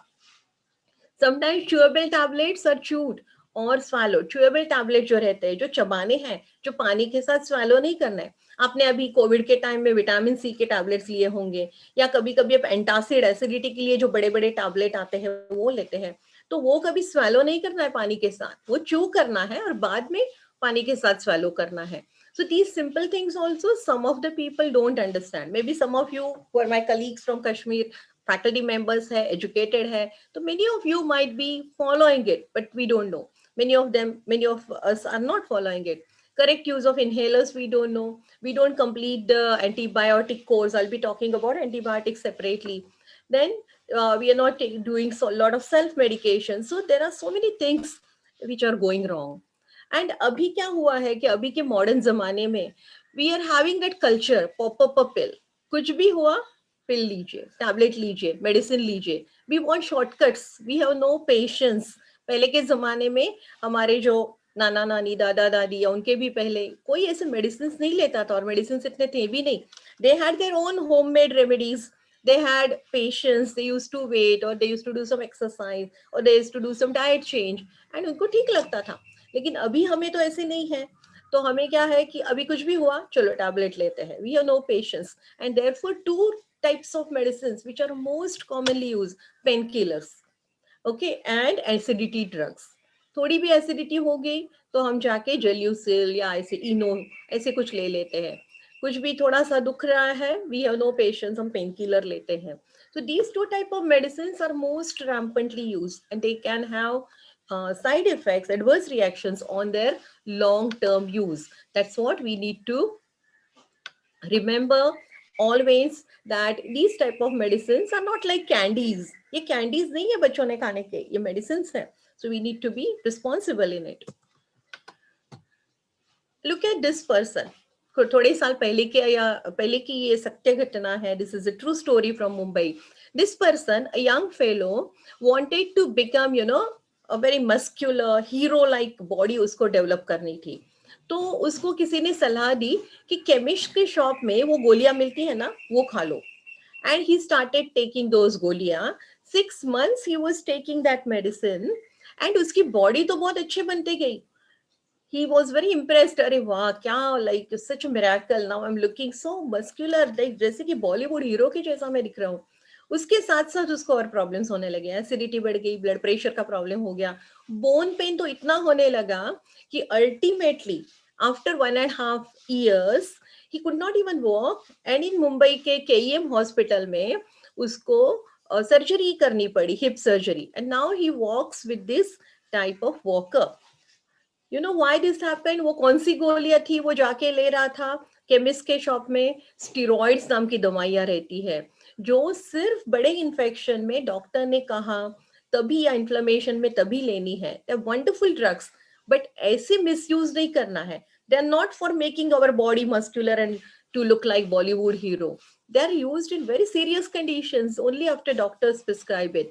लेकिन ये आदमी ने जाके किसी की सलाह मान के, गलत सलाह मान के केमिस्ट के शॉप से ये दवाई खरीदी और सेल्फ मेडिकेशन किया, and he ultimately has landed up in this situation. Now you may ask me, और I let me tell you कि इसका तो ये गलती है. इसके पास हेल्थ लिटरेसी नहीं है, इसके पास वो रिस्पॉन्सिबल यूज का माइंड नहीं है. इसने तो जरूर गलती की, लेकिन और किसने गलती की? मैं आपको पूछना चाहती हूँ कि दूसरी जो व्यक्ति है इन दिस स्टोरी, और किसने गलती की? इसने तो सेल्फ मेडिकेशन जरूर किया, लेकिन स्टीरॉइड्स ड्रग्स ऐसे ही देना है क्या काउंटर पे? नहीं देना है ना. तो वो गलती फार्मासिस्ट या केमिस्ट शॉप की भी हो गई. कभी प्रिस्क्रिप्शन नहीं पूछा, दवाई देते गए, सिर्फ बिजनेस करते गए, और ये उसकी this situation has come up. So जो ड्रग शॉप्स है, जो केमिस्ट शॉप्स है या मेडिकल शॉप्स है जिसमें रजिस्टर्ड फार्मासिस्ट होना चाहिए, और वो रजिस्टर्ड फार्मासिस्ट ने प्रिस्क्रिप्शन देख के दवाई देनी चाहिए, वो नहीं हुआ. ये 2013 की बात है. उसके बाद महाराष्ट्र में, महाराष्ट्र की घटना है, काफी सुधार है. Now you will see in most of our shops, registered pharmacist is present, and under his supervision only medicines are sold. So that is very good improvement. Drug acts तो बहुत पुराने हैं, जो कहते हैं फार्मासिस्ट दुकान में हमेशा चाहिए. 1940 के एक्ट्स हैं, ड्रग एंड कॉस्मेटिक एक्ट, वो सब जगह फॉलो नहीं होते और सेल्फ मेडिकेशन इस तरह से प्रॉब्लम्स कर देते हैं. So when we are not using medicines correctly, then ultimately this is going to happen. Either we face a lot of adverse drug reactions, or the medicine doesn't work for us, कुछ गुण ही नहीं आता उसका, कुछ effect ही नहीं होता, and infection या जो भी प्रॉब्लम है वो वापस आता है. Antibiotic resistance, when we use antibiotics जो सिर्फ माइक्रो ऑर्गेनिजम्स के ऊपर काम करते हैं बॉडी में, इन्फेक्शंस के लिए है, when we don't use it properly, then what happens, तभी हमें शायद हमारा इन्फेक्शन थोड़ा कंट्रोल में लगता है, सिम्टम्स बेटर है, लेकिन आगे जाके वही डिसीज और सीरियस रूप में वापस आता है वो infection. And then that time whichever antibiotics we used earlier, now they don't work. That is called as antibiotic resistance. So antibiotic, the microorganism is just tossing out those antibiotic pills. So that is a very this is a worldwide phenomena, and it is a very major problem. Prolonged illness and hospitalization ho jata hai, and ultimately lot of mental torture, mental agony, and increased healthcare cost ho jati hai. So incorrect use of medicines is very common in our country, even among the educated customers, and that is something very sad. So responsible use of medicine implies that all stakeholders in the healthcare system, such as doctors, pharmacists, nurses, ensure that the patient receives right medicine at right time, and the patients use them appropriately and gets benefit from them. So also the patients and caretakers of the patient are equally responsible. As doctors, nurses, pharmaceutical industry is responsible, patient या patient बहुत old आदमी है तो उसके caretaker, या छोटा बच्चा है तो उसके caretaker, all are equally responsible in the feat of the rational use of medicine by adhering to the therapy and by complying with the orders of the healthcare professional. So just to summarize the contributing reasons for incorrect use of medicine by consumers, patients, socioeconomic conditions are different, literacy level is different, and literate भी होंगे तो health literacy नहीं है, so lack of health literacy and medicine literacy. Health literacy तो बहुत बड़ी term हो गई, आरोग्य साक्षरता. मेडिसिन लिटरेसी और मेडिसिनल लिटरेसी, औषध के बारे में साक्षरता, वो नहीं है. Lack of patient education. See, it is not the fault of a consumer or a patient always, because patients are not educated by anyone. Doctors don't have time, right? Doctors will prescribe, they will diagnose. They may not have time to tell ये medicine कैसे लेना, ये medicine कैसे लेना है. And unfortunately, the role of community pharmacy, जो retail chemist में बात कर रही हूँ, या आप उसको drug seller बोल रहे हैं, या medicine हम बोलते हैं medical shop, वहां जो फार्मासिस्ट है उसका रोल ड्रग सेलिंग के आगे ज्यादा गया नहीं है. सो इन डेवलप्ड कंट्रीज, आपने US, UK, Singapore, gulf countries also visit किए होंगे, तो आपको जो फार्मेसी में फार्मासिस्ट दिखाई देगा वो सिर्फ ड्रग सेल नहीं कर रहा है, वो पेशेंट को एजुकेट कर रहा है. सो हमारे यहाँ वो patient educator role, counsellor role of the pharmacist is still evolving. अभी वो ज्यादा रोल डेवलप नहीं हुआ है. And one more problem, in many other countries, there is health education in the schools and colleges, which involves the basics of medicine usage. तो हम क्यों ना हम हमारे 9th 10th स्टैंडर्ड या 11th 12th के बच्चों को एक छोटा सा टॉपिक रखे, जो साइंस में कवर कीजिए या एनवायरनमेंट में कवर कीजिए, हेल्थ एजुकेशन में कवर कीजिए, जो हम बताएं उनको कि मेडिसिन ऐसे हैं, ये डूज एंड डोंट्स ये है. लेकिन हमारे यहाँ वो अभी तक करिकुलम में मुझे तो नहीं दिखाई देता. So आपके यहाँ भी शायद नहीं होगा. So nobody is teaching us, nobody is actually educating us about it. So it is not a fault of a consumer, but it is an overall system. बाहर के कंट्रीज में जैसे मैंने कहा कि pharmacist are next to doctors and they act as a patient counsellor. जो हमारे यहाँ इंडिया में भी हम पूरी कोशिश अभी कर रहे हैं कि हमारे यहाँ का फार्मासिस्ट जो केमिस्ट शॉप में है, एक तो फार्मासिस्ट रहे दुकानों में और वो पेशेंट के लिए पेशेंट एजुकेटर का काम करे, तो हम उसको कह सके health care professional than just the drug seller. So these are the photos of the pharmacists from some other countries. You can see they're wearing the apron. They're also putting the tag so a consumer knows कि कौन registered pharmacist है. You can also notice they all have a smile on their face, so which comforts the patient. So that is all very friendly attitude is very important. With us, it's personal, so patient feels very comfortable. So that is the scenario in other countries. We are trying here through Indian Pharmaceutical Association, pharmacy councils, that we should also transform the situation in country. So medicine literacy is all about responsible use of medicine, and it is need of the hour. We have to imbibe in our minds medicines are chemicals and they need to be used properly. So now let me walk you through the basics of medicines. So types of our medicines are two types. One is prescription medicines and other is non-prescription medicines. So prescription medicines कौन से हैं? 90% of the medicines are prescription medicines, which can only be given or prescribed by a doctor, and self medication नहीं करना है. कौन से हैं? All antibiotics, all steroids, all cardiac drugs, medicines for psychiatric disorders, most painkillers, paracetamol और aspirin छोड़ के, most even anti-ulcer drugs, basic antacid छोड़ के, डायबिटीज के ड्रग्स, ये सभी ड्रग्स शेड्यूल्स में आते हैं. They are all prescription medicine. ना हाउ डू वी आइडेंटिफाई कौन सा प्रिस्क्रिप्शन ड्रग है और कौन सा नहीं है? तो आप यहाँ देखिए कि मेडिसिन लेबल पे, बॉटल हो या टैबलेट हो, आपको एक रेड लाइन दिखाई देगी लेफ्ट साइड पे पूरे लेबल पे या बॉटल पे. That red line itself indicates that this is a prescription medicine. और हम ऐसे जाके उसको खरीदना नहीं चाहिए, हम हमारे बॉडी के साथ ये कुछ प्रयोग ना करें. फिर लेबल के ऊपर RX साइन रहता है. Okay, you can see this RX sign. If it is a narcotic drug, if it is special, then it will be NRX, XRX, tranquilizers वगैरह होंगे तो. But otherwise RX आपको देखना है, red line देखनी है, and a caution box, boxed warning. Okay, schedule H drug है, not to be sold or unless there is a prescription. So to be sold by retail only against the prescription of a registered medical practitioner, etc. So those warnings are there. तो red box में आजकल warnings आते हैं. तो red line, red warning, red box warning, and the RX or NRX. So that summarizes how you will identify which are the prescription medicines and which are non-prescription. So these are all the characteristics of the prescription medicines labels. Now the non-prescription medicines, जिसको world over क्या कहते हैं? OTC, over the counter medicines. हम इसको India में अभी तक non-prescription कह रहे हैं क्योंकि हमारे ड्रग लॉज में अभी तक OTC का मेंशन नहीं है, मतलब कैटेगरी नहीं है. Those drugs which don't fall under the schedules, the prescription schedules, then we call them as non-prescription. लेकिन हम crude man's language में for reference we can say OTC. So these OTC medicines are medicines which by law can be purchased by customer without a prescription of a doctor and can be recommended by the pharmacist also.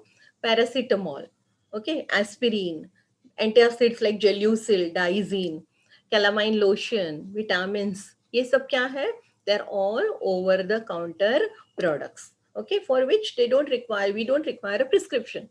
But we need to understand that these drugs are relatively safe, can be self-medicated, but overuse can cause side effects. हम लोग ज़्यादा दिन तक ये अपने मन से ले रहे हैं, so that is not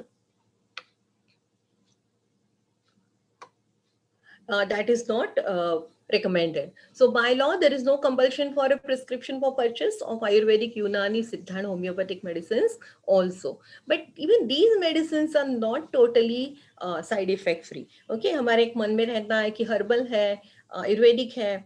Okay, they are OTC. उनके लिए prescription की जरूरत नहीं है. But even those medicines we should be only taking with a recommendation from an expert in that field. हम जाके एक आयुर्वेदिक या हर्बल या यूनानी मेडिसिन सालों साल नहीं यूज करना चाहिए. We should go to that pathy specialist, उसका हम advice लें, and then only we should be taking these medicines. So that is all about the OTC medicines. So I'll just go through some steps. When we go to a doctor, what should we do? When we go to a chemist shop, what should we do? So I'll be quick in this because all of you are educationists. You are aware of these basic things. So when we visit our doctor, we should tell all health problems, all recent illnesses, our medical history. We should not hide any information, and we should tell what all medicines we are currently taking. मतलब allopathic modern medicine हो या आयुर्वेदिक हो या यूनानी हो, जो भी है वो हमें डॉक्टर को बताना बहुत जरूरी है. बिकॉज नाउ अभी क्या है कि स्पेशलिस्ट का जमाना है. तो आपको अर्थराइटिस के डॉक्टर ने एक दवाई दी है, आप अभी डायबिटीज के डॉक्टर के पास जा रहे हैं, तो उसको ये बताना जरूरी है कि मुझे अर्थराइटिस है और ये मेडिसिन मैं रोज ले रहा हूँ. So that he will also plan his prescription in such a way कि ये जो 2-3 अलग अलग दवाइयाँ आप लेने वाले हैं, उसमें कुछ इंटरैक्शन ना हो, उसमें कुछ फाइट ना हो और कुछ एडवर्स रिएक्शंस ना हो. In case of chronic diseases, it is important to visit your doctor regularly for follow-up. If doctor has called after 3 months, after 6 months, जाना जरूरी है. So that doctor may want to change the dose of the drug. He will check you, he will ask you to do some blood test, then call you. So he may want to do some variation in the dosage or change the brand or whatever. So it is important to go for a follow-up checkup. If we are allergic, then we should be telling, if we already know कि मुझे इसकी allergy आती है, तो doctor को बताना वो जरूरी है कि मुझे पर्टिकुलर एलर्जी है. हमारे आई कार्ड पे भी हम लिखेंगे, बहुत अच्छी बात है. If a person, a lady, is planning to get pregnant or she is in early phase of pregnancy, she must tell that to a doctor. क्योंकि बहुत सारी दवाइयाँ प्रेगनेंसी में नहीं लेनी है, because they may affect the developing baby in the womb of a lady. So pregnant ladies have a lot of restrictions, and if they know that they're planning to get pregnant, or if they are in the first or second month of pregnancy, जब pregnancy visible नहीं है, तो doctor को बताना जरूरी है that I am pregnant. While buying the, अभी doctor के पास से आपको प्रिस्क्रिप्शन मिला और आप केमिस्ट शॉप में गए, तो it is always important to look at the chemist shops which have a registered pharmacist. So they are all, I'm sure they are all licensed pharmacies in the state, in your region. And licensed pharmacy मतलब उनको FDA का licence है, food and drug administration का, drugs control department का, and वहाँ registered pharmacist है. Look for the pharmacy license and ask who is a pharmacist. Ensure that the medicines you receive are in good condition with no leakage, damage or breakage. So वो भी check कीजिए. Do not use the same old prescription. Go for a fresh prescription. Before you leave the chemist shop, check that your medicines as mentioned in the prescription correct है, उसका नाम बराबर है, उसकी strength बराबर है. स्ट्रेंथ मतलब क्या, 10 mg की दवाई दी है या 20 mg की दी है, उसके अनुसार ही आपको केमिस्ट ने दिया है ना. केमिस्ट तो करेक्ट देने की कोशिश करेगा, but as a health aware consumer it is our duty to double check. We are not showing disbelief in the chemist, but we are just double checking it as a informed consumer. So वो सब check कीजिए, name, strength, expiry date, ये सब आपको check करना है along with the packing. Ask the pharmacist for instructions for taking your medicines. आप पूछिए ना, दुकानों में पूछिए कि ये मुझे कैसे लेना है, मैं खाना खाने से पहले लूँ या खाना खाने के बाद लूँ, ये डॉक्टर ने मुझे दवाई क्यों दी है. Start asking the questions. So the pharmacy people also come to know that consumers are asking, consumers are expecting from me, and they will also be gearing up for that. Always ask for a bill and preserve the bill till you take all the medicines. घर में आप storage कैसे करते हैं दवाइयाँ. Okay, it is important to store all medicine away from heat, sunlight, moisture, pets and children. कौन सी भी दवाई हो आप उनसे दूर रखिए. और it is not good to keep the medicine near the window. अभी आपके यहाँ तो इतनी गर्मी नहीं होती होंगी except the summer months, but Mumbai जैसे जगह, नागपुर जैसे जगह, दिल्ली जैसी जगह इतनी गर्मी होती है, हम विंडो में मेडिसिन रखेंगे तो 35-40 डिग्री टेम्परेचर हो जाएगा, और दवाइयाँ सब केमिकल्स है ना, तो वो खराब हो सकते हैं, वो डैमेज हो सकते हैं, और एक्सपायरी के पहले ही वो एक्सपायर हो सकते हैं. So medicine should be kept away from heat, sunlight, moisture, pets and children. ये एक हमें रजिस्टर करना है मन में. Tablets, capsules we can keep in a box, and then liquid medicines can be kept in a suitable tray. So it is useful to make a list of all medicines at home and periodically check कीजिए, जो expire हुए उनको dispose of करना है. घर में 2-3 लोग रहेंगे, समझो एल्डरली पीपल है, और वो हमेशा दवाइयाँ ले रहे हैं, तो उनके बॉक्सेस आप अलग बना के रखिए. This is what we can definitely do. When we are taking the medicines, we need to follow instructions of the doctor. Read the label carefully in sufficient light. It is essential to take medicines in the right dose for complete duration as prescribed by the doctor. तो doctor में disbelief नहीं करना है या side effect से नहीं डरना है, जो डॉक्टर ने कहा है वो फॉलो करना है. If you feel that there are side effects, immediately call the doctor और visit the doctor, and then you can then doctor can decide whether we need to discontinue the drug, दूसरा कुछ देना है. लेकिन अपने मन से ये सब नहीं कीजिए. Medicine need to be taken at the same time every day. For example, आपको हाई ब्लड प्रेशर है, डॉक्टर ने आपको एक टैबलेट सुबह लेने के लिए बोला है नाश्ते के बाद, तो वो आप टाइम ज्यादा चेंज नहीं कीजिए. 9 का 9:30 9:15 होगा, ठीक है, लेकिन आपने 9 बजे रोज लेने के डिसाइड किया है, 9 बजे ही फॉलो कीजिए. कभी कभार समझो ऑफिस में जा रहे हैं तो टैबलेट लेके जाइए. कभी आप भूल गए तो जैसे ही आपको याद आएगा वैसे लीजिए. लाइक 9 o'clock का टाइम है, आपको 11 बजे याद आया, ठीक है, आप टैबलेट ले लीजिए. लेकिन आपको शाम को याद आया, then skip the tablet. Within 4-5 hours आपको याद आएगी वो टैबलेट की, तो ले लीजिए. लेकिन अदरवाइज डबल डोज नहीं लीजिए. नेक्स्ट डे या रात को ऐसे दो टैबलेट नहीं लीजिए, because that will lead to adverse drug reactions. So medicine to be taken should be taken orally, should be taken by sitting in upright position. जो हमें दवाई orally लेनी है, we should always take it in an upright position, sitting, and should never be taken while lying down on the bed. So these are like some basics we must follow. We must ask the doctor or the pharmacist कि ये दवाई खाने से पहले लेनी है, खाने के बाद लेनी है. अभी मैं बहुत सारे कंप्यूटराइज प्रिस्क्रिप्शन देखती हूँ जिसमें ऑटोमेटिकली आ जाता है कि खाना खाने से पहले. समझो आप रैनिटिडीन ले रहे हैं एसिडिटी के लिए, तो वो खाना खाने से पहले आपको आधा घंटा 1 घंटा लेना है. खाना खाने के बाद लेंगे उसका असर नहीं होगा. सो some medicines regardless of food you can take. मतलब ऐसे नहीं कि आपको खाना खाने से पहले या खाना खाने के बाद लेंगे तो कुछ फर्क पड़ेगा. Most of the blood pressure medicines can be taken before or after food, but you can take it after food. Ulcer के जो पेन किलर जो रहते हैं, जैसे कि एस्पिरिन है, आइबुप्रोफेन है, डाइक्लोफेनाक है, वो खाना खाने के बाद लीजिए, क्योंकि वो खाना खाने से पहले लेने से एसिडिटी बढ़ सकती है, एसिडिटी का प्रॉब्लम हो सकता है, क्योंकि वो दवाइयाँ स्टमक में, इंटेस्टाइन में जाके इरिटेट करती है, अल्सर्स हो सकते हैं लॉन्ग टर्म यूज. सो ये एक क्वेश्चन हमें आपके मन में आना चाहिए when you are using some medicines, and ask the doctor or the pharmacist. There are different types of medical devices which are used in treatment of asthma. It is important to know the type of inhaler, कैसे use करना है. Do not take any medicines during pregnancy or while breastfeeding the baby without consulting your doctor. So this is the bottom line which must be remembered कि pregnancy में दवाई लेते वक्त consultation बहुत ही जरूरी है. अपने मन से कुछ नहीं करना है. टेकिंग ओरल लिक्विड, जैसे मैंने पहले कहा कि ओरल लिक्विड्स लेते वक्त spoon, cap, measuring spoon, cap या कप यूज कीजिए. उसके ऊपर मार्किंग रहेगा 5 ml, 10 ml, टी स्पून है तो 5 ml.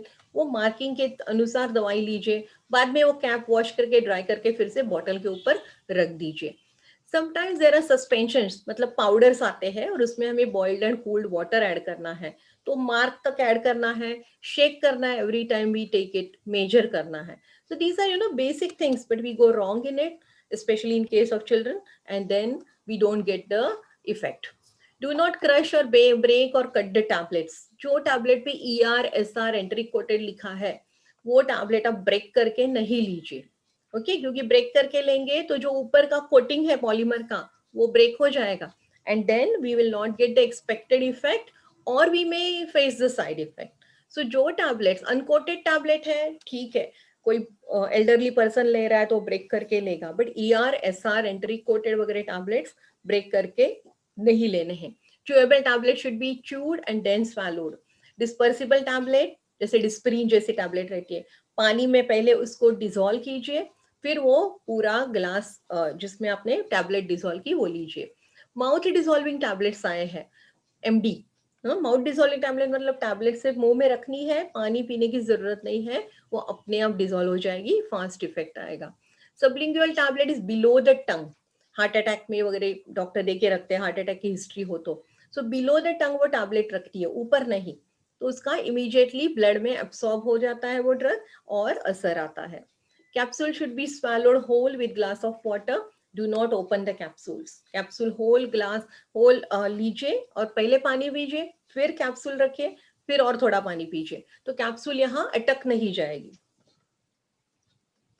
आई ड्रॉप्स को 2 एक्सपायरी रहती है, मतलब एक जो मैन्युफैक्चरर ने दी वो, और आपने ओपन करने के बाद eye drop within 1 month use करना है। You should not be using it कि अभी आज ओपन किया 6 महीने तक यूज कर रहे हैं, घर में कभी भी लगेगा तो यूज कर रहे हैं।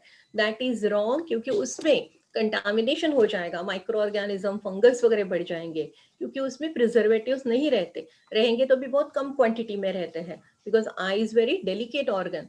सो आप जब ओपन करेंगे आई ड्रॉप तो उसके ऊपर डेट लिख के रखिए। समझो आज आपने एक आई ड्रॉप ओपन किया, तो आज की डेट है 11 जनवरी, लिख के रखिए, मेमोरी पे नहीं जाइए। And if it doesn't get over within a month by chance, usually if you are putting the drops as doctor has advice etcetera, खत्म होगा, नहीं हो रहा है तो बाद में नहीं यूज कीजिए।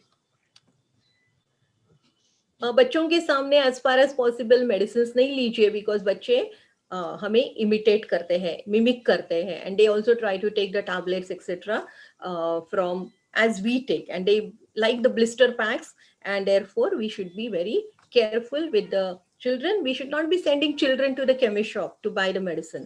That is also wrong practice. और हमारी जो दवाइयाँ हैं वो हमें बच्चों को नहीं देनी है।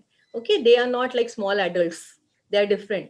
So उनके लिए pediatric dose रहता है, उनके लिए डोज कम रहता है, तो डॉक्टर को पूछ के देनी है। We should not fall prey to misleading advertisements which are making false claim, cure for this, cure for that, height बढ़ेगी, ऐसे कुछ नहीं होता है। So we should not be falling prey, we should not be victim of the misleading advertisements. Then just to, now we are coming to an end of the presentation, but I just want to emphasize on certain types of drugs or certain aspects कि antibiotics, जैसे मैंने पहले कहा, they are used for treating microorganisms and they should be taken in a full course. आपको समझो sore throat है, थोड़ा fever आया, अब डॉक्टर के पास गए, डॉक्टर ने एंटीबायोटिक प्रिस्क्राइब किया, दिन में 3 बार 5 दिन लेना है। 1-2 दिन लेके क्या हो जाता है कि आपको ऐसे लगता है कि अरे मेरा सोर थ्रोट चला गया, फीवर भी नहीं है, why should I complete the course, आप छोड़ देते हैं दवाई, but that is not good, because afterwards again you may have an infection which might be much more severe, and at time the antibiotic which you took now will not work because it is antibiotic resistance may develop. So antibiotic का course complete करना बहुत जरूरी है, and antibiotic self medication भी कभी नहीं करना है। Anti-tubercular drugs, tuberculosis treatment with antibiotics, anti-TB drugs is minimum 6 to 8 months. तो पूरे टाइम के लिए दवाई लेनी है, बीच में छोड़नी नहीं है, क्योंकि टीबी की दवाइयां आधे अधूरे में छोड़ेंगे तो एक तो multiple drug resistant TB infection हो जाने के चांसेस है, और वही रेजिस्टेंट इन्फेक्शन एक से दूसरे को जाएगा। So that is very dangerous situation. Long term use के लिए जो दवाइयां हैं, मतलब एंटी डायबिटिक्स है, एंटी हाइपरटेंसिव है, वो जो दवाइयां, जैसे मैंने कहा कि वो एक ही टाइम लीजिए, छोड़ नहीं दीजिए, most of the time life long दवाइयां ये लेनी पड़ती है। So as per doctor's advice चाहिए, don't do anything with your own opinion. Medicine के साथ अल्कोहल नहीं लेना है, because many of the medicine interact with alcohol, जैसे कि डायबिटीज के मेडिसिन, हाइपरटेंशन के medicine, and there could be hypotension, मतलब नॉर्मल से भी कम हो जाएगा ब्लड प्रेशर और पेशेंट को कोमेटोज हो सकता है, सिमिलरली डायबिटीज में। So never take alcohol with medicine. Alcohol वैसे भी नहीं लेनी चाहिए, लेकिन मेडिसिन के साथ तो बिल्कुल नहीं लेनी चाहिए। Look at the expiry of medicine and don't use them after the expiry date. Fake medicine, spurious medicine के बारे में आप थोड़ा सावधान रहिए। I am sure drugs control department in your region is very active, और स्पूरियस मेडिसिन, फेक मेडिसिन आने नहीं देते होंगे, फिर भी आप हमेशा बिल मांगिए केमिस्ट से, और उसका कुछ पैकिंग कुछ अलग लगा तो आपके मन में डाउट आने चाहिए, then you can inform the authorities. Never use और नेवर encourage your students या your children to use the supplements to increase or decrease weight without expert medical advice.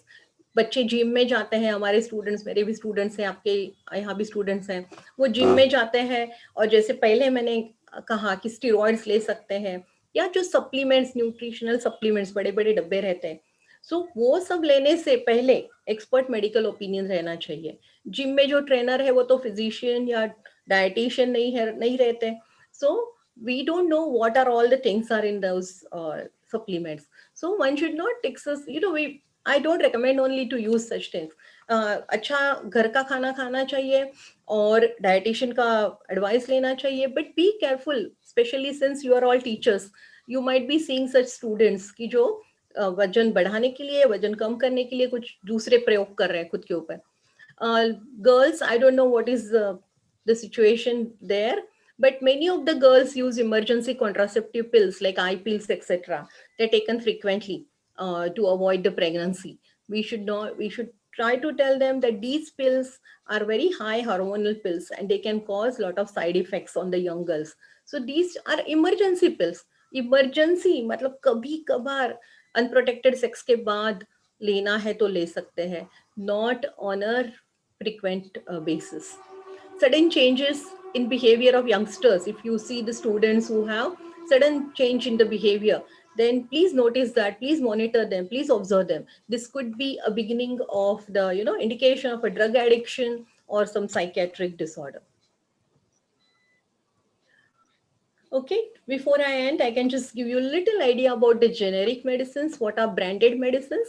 Branded medicines means actually brand, the company has given them the name and company has invented those drugs, and that's why they are branded and they are ethically promoted to the doctors. Okay, generic दवाइयाँ क्या है कि they are available by the molecule name. उनको कोई दूसरा नाम manufacturer ने नहीं दिया है, and they are also not under the patent protection. So branded medicines, the innovator brand invented by the company will have 20 years, 17 years of protection, patent protection. तो generic दवाइयाँ क्या है, ऑफ पेटेंट है. Generic मतलब क्या, of patent दवाइयाँ. और generic का दूसरा मीनिंग क्या है कि by molecule name. For example Crocin is a trade name, a brand name, but if you see paracetamol tablet वही नाम से, that is a generic name, chemical name of the doctor. And these branded generics is something that we have in India, not promoted to doctors. So generics in developed nations mostly exist by their molecule name. United States में देखिए generic version का नाम molecule से ही होगा. हमारे country में ऐसे नहीं मिलता है यूजुअली. हमारे यहाँ जो जेनेरिक्स भी है उनको भी ब्रांड नेम है. And it's all different type of economical circuit over there. So just to summarize, medicines are double-edged sword. They are life-saving, extremely useful, but they need correct and responsible use. We should not be afraid of the side effects of the medicines. When we require, we should take the medicines. ऐसे नहीं कि अरे modern medicines बहुत खतरनाक है, उनके side effects इसलिए छोड़ना चाहिए. If we really need them, if our body medical condition requires it, doctor has prescribed, we should be taking it. We must be taking it, not avoiding it, but we should be using them responsibly. Using medicines responsibly will assure the safety, will promote the recovery, and will reduce the occurrence of the side effects and also reduce the wastage of the medicines. Ultimately, will reduce the cost. If you want to know more about the responsible use of medicine, as you know, I lead the campaign for Indian Pharmaceutical Association. And if you visit ipapharma.org under publications, you will see this book. In 2015, we published it, Responsible Use of Medicine, a Layman's Handbook. It is freely available, PDF you can download. You can also circulate to others, to your students also. You can print if you want. And hard copies are available in Mumbai office if you want to order them. So you can always refer to this book, which is the first in the country for a lay people. And it's in most simple language, it has been discussed. You can train your students for the responsible use of medicine, especially the pharmacy colleges can take lead. And these students can be the advocates for the responsible use of medicine. They can go to schools, they can go to tuitions, junior colleges, they can go to old people's home and can talk about the responsible use of medicine or healthy habits. So students can do a great job, but we need to train them, give them what is do's and don'ts, and that can be done by the pharmacy colleges or other science colleges. If you want to report some adverse drug reactions, you can, there is an initiative from Government of India, Pharmacovigilance Program of India. And if you just Google, you can see it, or here are the numbers, and you can inform them or ask them about the adverse drug reactions. So this is, you can also, there is an app, you can also download the app. Generic medicines helpline is there. I have not asked them whether it is, free, whether it will guide you in Kashmir, but then you can just try. And this is Food and Drug Administration number for Maharashtra. I'm sorry, I should have removed it. But Jago Grahak Jago, this is all India number. You can always refer to it in case of any issue, or you can just Google my name and you can find all my details, or here is my email ID, or you can ask Dr. Gill, he's in touch with me.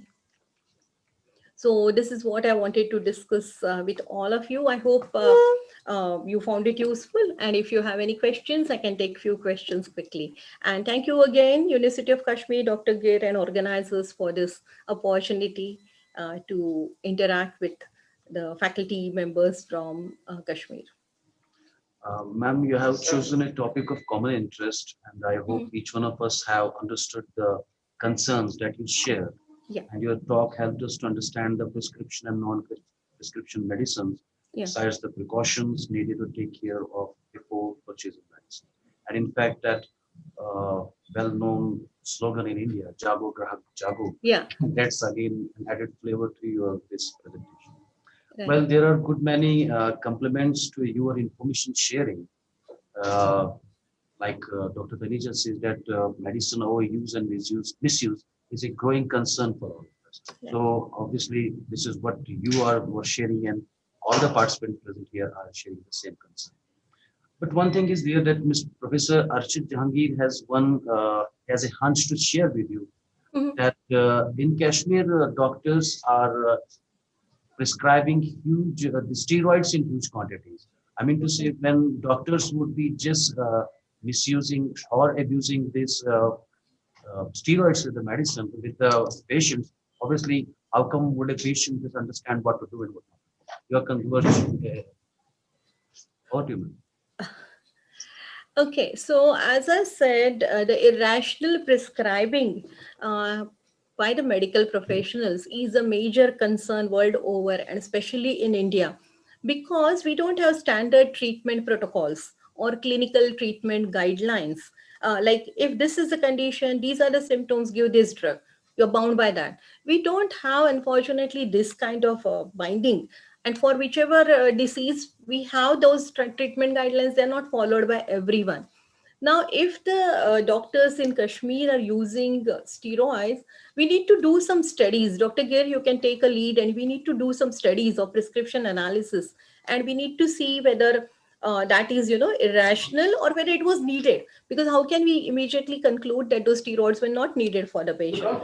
So we need to do some studies and bring it up. And then we can also talk to the doctors association there, and we can bring it to their attention that we feel that this is a problem, and please look at these and go for the Indian Medical Association. We can approach, you can talk to the doctors association to show your concern. Thank you, ma'am. Dr. Firdaus Ahmed has one hunch to share that unfortunately this medicine selling or the prescription by the doctors, it's a top priority. But what Sabira Muzaffar has to say, that she says that government has failed in curbing the sale of medicines without thorough prescriptions by the registered medical practitioner. So what's the way out now? We are struggling for many years for the entire country, actually. So we keep advocating and we keep writing to the government. In fact, we have written so many times, and we also had several meetings with the health ministry officials or with Niti Aayog or even DCGI office. And they also are aware of this issue, that every time the chemist shop is not manned by a registered pharmacist who should be. Some areas have lack of pharmacists. I'm not sure about the situation in Kashmir, how many pharmacists you produce every year, pharmacy students, pharmacy colleges are there. But the drugs control department, the state drugs control department has to implement this act in toto. And they need to, make aware all the chemist shops that the registered pharmacist has to be there. And it is the law and that should be enforced. So laws are very good, but the implementation is loose in certain areas, certain regions, certain states of the country. So you as a consumer organization or as a responsible citizen, you can keep writing to the concerned ministries in your state, then also the drugs control department. Let everyone know that the consumers are becoming aware and they are becoming alert and they're asking for this, which is, see, the pressure from this sector, the consumer sector, is has to rise. And we need to, if you see the many shops which are not having registered pharmacists, you can even make a complaint to the Food and Drug Administration or State Drugs Control Department, as whatever is called in the. But we need to show our awareness and our alertness. That is very, very important. Point taken, ma'am. Dr. Yeah, you can Firdaus even don't go to the shops which don't have registered pharmacists. Start asking, as I told you, basic thing. Start asking who is a registered pharmacist in the shop. So, fine, ma'am. Ma'am, Dr. Firdaus Ahmed has one observation to first share and then a question subsequent to it. That here in Valley, okay. people are purchasing drugs from the stores as if they are buying things from the grocery store. So, what should we do on ground to stop this self-medication? Is it like only campaigning, creating awareness, or some sort of stringent laws should be made herein so that we could actually get rid of this problem? What do you think? I mean people are buying from the pharmacy shops, right? Or the medicines are available elsewhere. Okay. No, I'm just asking. When I need to ask the doctor who raised this question, people are buying like just like candies, the medicine. Yeah, exactly. Yeah. So are they buying it from the chemist shop, or are they are medicines available in supermarket or other shops in yours region? Ma'am, in Kashmir, we do have the pharmacy shops as well, and then there are some cooperative society shops, but they are just restricted to the hospitals only. But rest outside, you will find only pharmacy shops dealing in this.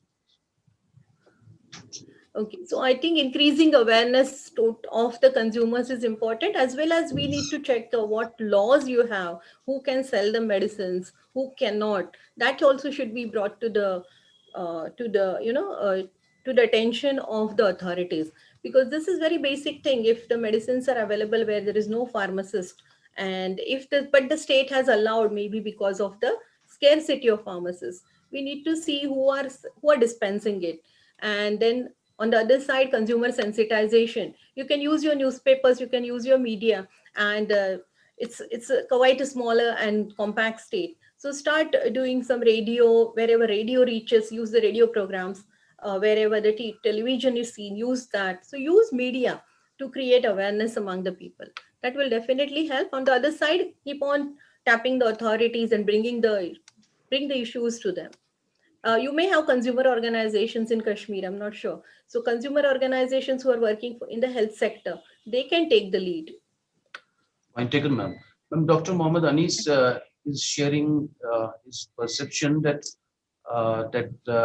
I don't think there will be a single person who is not taking up medicine for one or the other purpose. So Sure. how can we first escape from this continuous use of medicine? Then traditional therapeutics have little effect and are hardly used by few people. Even many of the doctors are also prescribing high dosage. How can we overcome these problems where even when many doctors are experimenting new drugs on the patients by taking the samples from the medical representative? Actually, consent from the patient needs to be taken when we are experimenting something on the patient.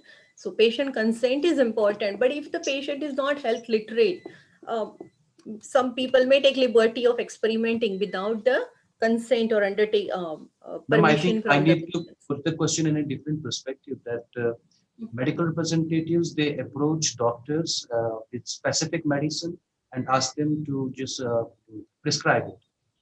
So since the medicine is new, nobody knows about it. So the patient gets the prescription from the doctor, gets the medicine from it, and then he is being told, okay, show me the medicine if you have just purchased the same or not. So by that way, doctor seems to be just advertising for some particular pharmaceutical company. In that way, Yes. we are just not only promoting misuse and abuse, but we are just doing something that is not ethical as well. Yes, so there is a nexus between the pharmaceutical companies and the medical professionals. That's a old, I mean, an old issue always. I mean, it's always a issue everywhere.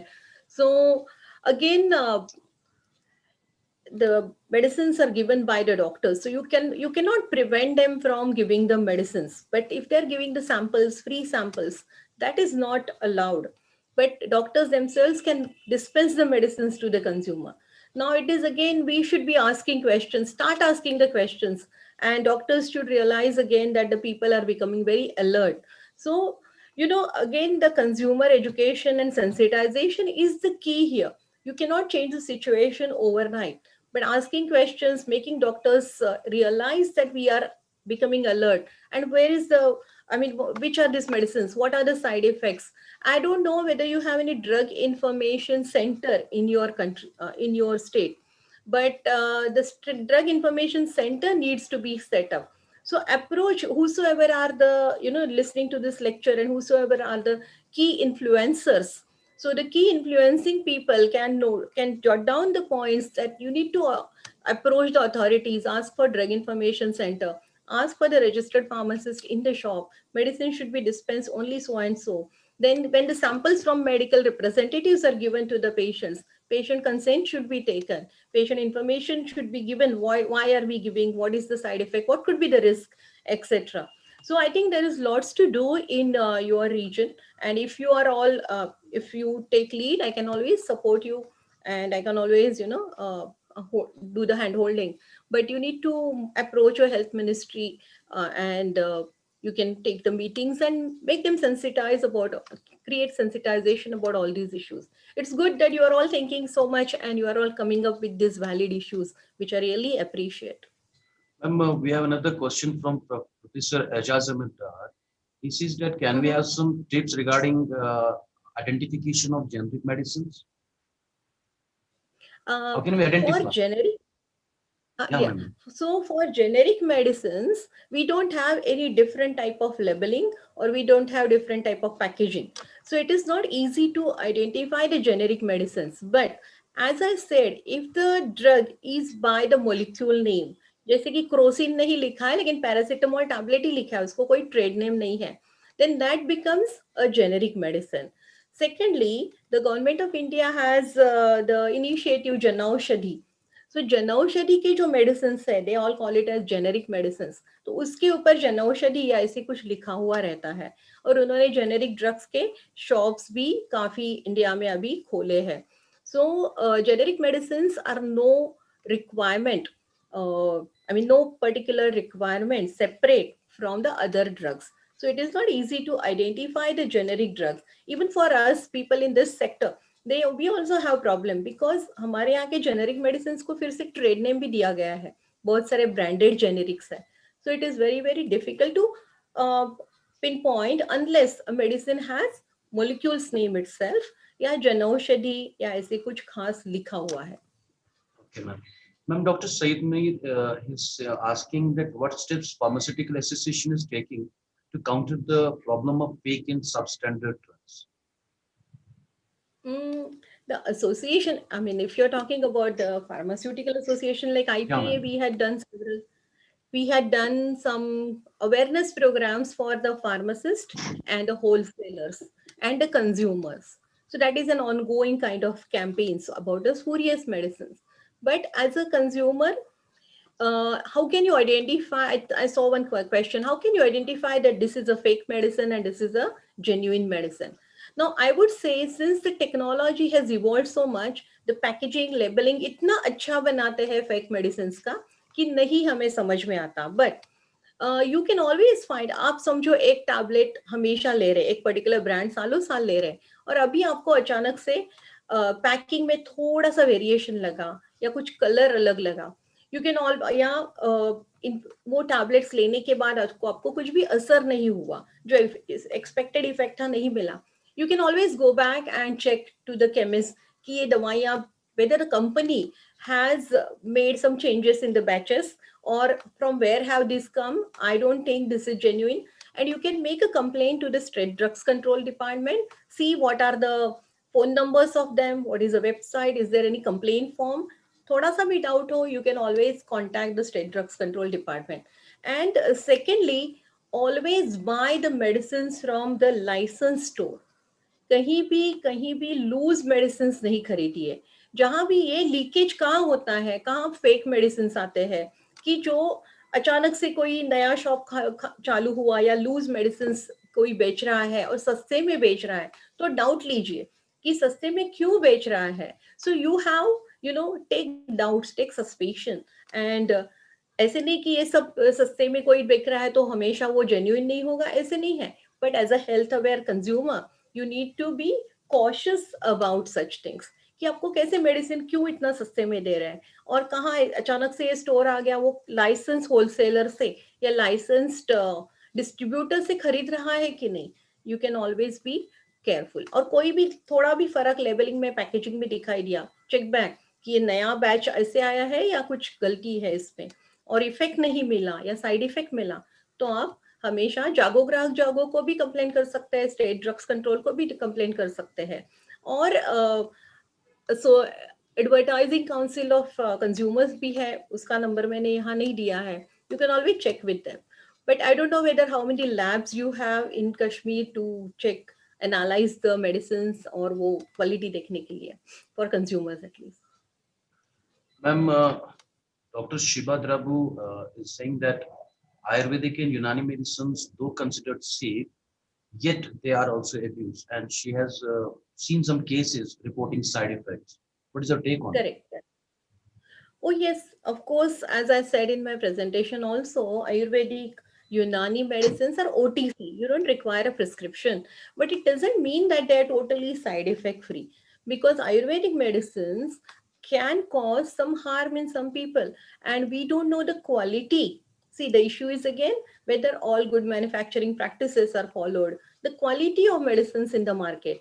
Sometimes, if they are not made according to the Ayurvedic ancient Shastras, then they may carry some they may carry some heavy metals. ऐसे cases हुए हैं ना.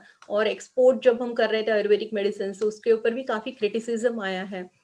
So my take on this is they can also have side effects. Don't be blind in any type of medicines. All medicines can cause side effects. जब आप आयुर्वेदिक या यूनानी medicine लेते हैं तो उसमें जो एक्सपर्ट एक्सपीरियंस डॉक्टर है उसकी सलाह से और उसको ही पूछ के, उन्हीं को पूछ के कि मैं कौन सा ब्रांड लूँ या कौन दवाइयाँ आयुर्वेदिक बना रहा है स्पेशली, उनसे लीजिए. आप ऐसे ही जाके हर्बल या आयुर्वेदिक मेडिसिन केमिस्ट शॉप से या एडवर्टाइजमेंट देख के नहीं लीजिए. Fine, ma'am.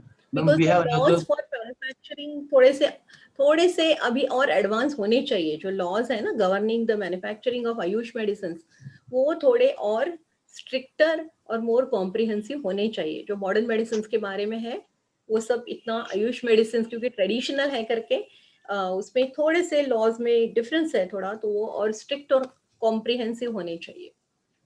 Fine. Ma'am, there is a question from a participant. His name is not visible here. It's only his phone's name is visible. He says that what changes actually take place in a medicine? I mean, why does it expire? Why does a medicine expire? So good questions. Medicines are chemicals, and when we are formulating them in a type of tablet, capsule, or formulation, because they are chemicals, उनका degradation, मतलब उनका विघटन actually तभी से चालू होता है. And the expiry date means that manufacturer has assured that up to this particular period, this medicine will remain safe and efficacious. उसके बाद शायद डिग्रेडेशन इतना ज्यादा रहेगा कि उसका इफेक्ट नहीं होगा या उसमें कुछ और हार्मफुल केमिकल्स बनेंगे. So that's why the expiry date is because all chemicals have, they may degrade over a period of time. So expiry date के बारे में बहुत सारे कंट्रोवर्सीज या व्हाट्सएप पे कुछ मैसेजेस आते हैं, but my take on this as it stands today, follow the expiry date, don't experiment, क्योंकि एक्सपायरी डेट के बाद शायद वो मेडिसिन उतना इफेक्टिव नहीं रहेगा, और या उसमें कुछ हार्मफुल केमिकल्स बन सकते हैं, and if you are not stored it properly, expiry date के पहले भी वो एक्सपायर हो सकता है. I just want to tell you that now actually within one or 2 minutes I need to leave for my college. So I'm right now at home for this presentation. So there were many questions since you have to leave. So for concluding remarks, I would love to invite our course coordinator, Dr. Gir Muhammad Ishaq. Sir, please. Yes, sir. Yeah, and Yes. sir, if you have any questions, you can compile them in one email and you can send it to me. I will definitely try to answer the questions. I don't want to, disappoint them, but now it's almost 12:20 and I need to leave for the college. So please send an email. I'll try to respond it within a week or so. You can Sure. compile all the. Yeah, Thank you. Ms. Manjiri Garat, ma'am. It was really a treat listening to you, highly illuminating, highly enlightening talk on various important issues concerning the use of medicines. And these are the Thank you, sir. issues teachers need to know because they have to convey it back to their students. And many issues. Now, there is some clarification needed with respect to a couple of issues that were raised. I will not take much time. One is that the perception that the doctors are prescribing steroids is not true. I have not at least come across any such reports that doctors are prescribing steroids rampantly, irrationally. Yes, there are some fake practitioners, some unlicensed physicians, or some quacks who may be indulging in prescribing those steroids, which is not good. And again, somebody said that doctors are writing medicines without, they're testing new medicines on patients without their consent. Again, that's a wrong perception because all the medicines that come into the open markets are duly licensed, and they come to the market only after due approval by the FDA after clinical trials. And whatever doctors prescribe is already approved and licensed. But there are institutional ethics committees in our hospitals which monitor what drugs are tested, if at all new drugs are to be tested on the patients. There are institutional ethics committees in place who modify and who approve such proposals for using new drugs. So there, I thought there is need for some minor clarification because any wrong message should not go across from this particular platform. Secondly, you asked what is the situation in Kashmir. Briefly, I may tell you that we have been striving on all these issues for the last 20 years, and we have been striving very hard to get things right through our civil society forums and through many other academic forums. And we have a drug testing laboratory here. We also have the civil society associations, but we do not have a drug information center. And in our part of the world, we don't have an issue of unlicensed medical stores. All our medical stores are licensed, but the problem that we have is that of unqualified people dispensing the medicines. We Okay. don't have many of these degree and diploma holders in pharmacy dispensing medicines. That is one major problem. But now that this Central Pharmacy Council has implemented Central Pharmacy Act in J&K recently, so now we are hopeful that the things will change and we will have qualified pharmacists only in the medical shops dispensing medicines along with counseling. And all the issues that you dealt with in your lecture, ma'am, very enlightening, and I'm sure it was a very absorbing lecture. People might have benefited a lot, and it was very simple and lucid manner you conveyed all the things. Very nice, so nice of you. We're highly thankful to you for sparing time for delivering this lecture over here, and congratulations for getting elected as vice president of the International Pharmaceutical Federation. For the information of the participants, I may inform that it's in this FIP is a conglomerate of 146 associations from all over the world, and it represents 4 million pharmacists from around the world. And Mrs. Manjiri Garg has been proudly selected as the vice president of this particular association, which is a matter of great pride and honor for our country. Thank you very much for being with us. Thank you. Surely, if any more questions, either I will try to answer it to reply to the participants, or I will send it to you for further clarification. Many thanks to you, madam. Thank you. Thank you so much, sir. Thank you. Anyways, ma'am, thank you for your erudite and prudent discussion on responsible use of medicines. which otherwise are like a double-edged sword. Thank you, ma'am. My pleasure, sir. Thank you so much. Uh, if there is any participant who is willing to just present his lecture, please raise his hand. Any participant?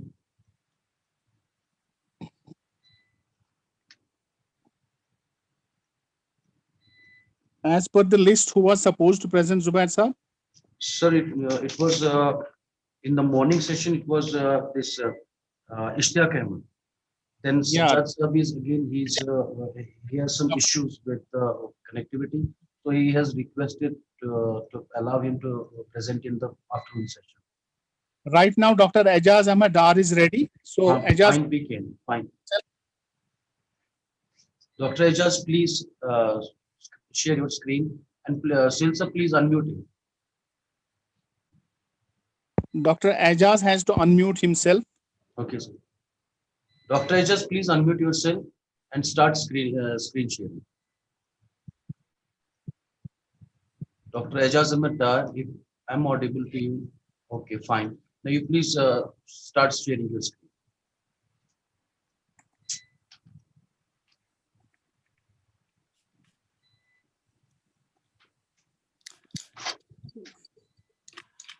I'm Ajaz Ahmed okay.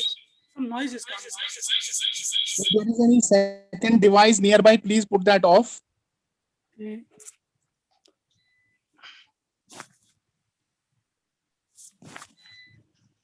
Yeah, please go ahead, Ajaz sir. Okay. I'll be providing a brief introduction to what we call as statistical mechanics. Okay. Ajaz sir, please raise your volume first. You are not audible. Please raise your volume. Okay. Either keep your microphone near your mouth.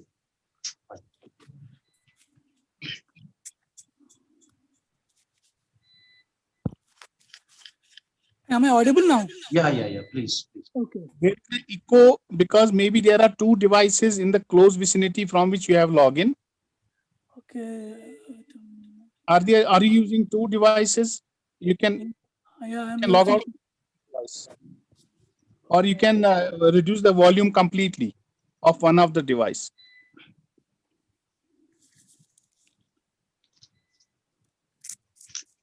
Wait a minute. Yeah, I think it's okay now. Please try to speak and put the slideshow on. Slideshow F5. Okay, is it audible now? Yeah, you're audible. Please. It's still there. Echo is coming.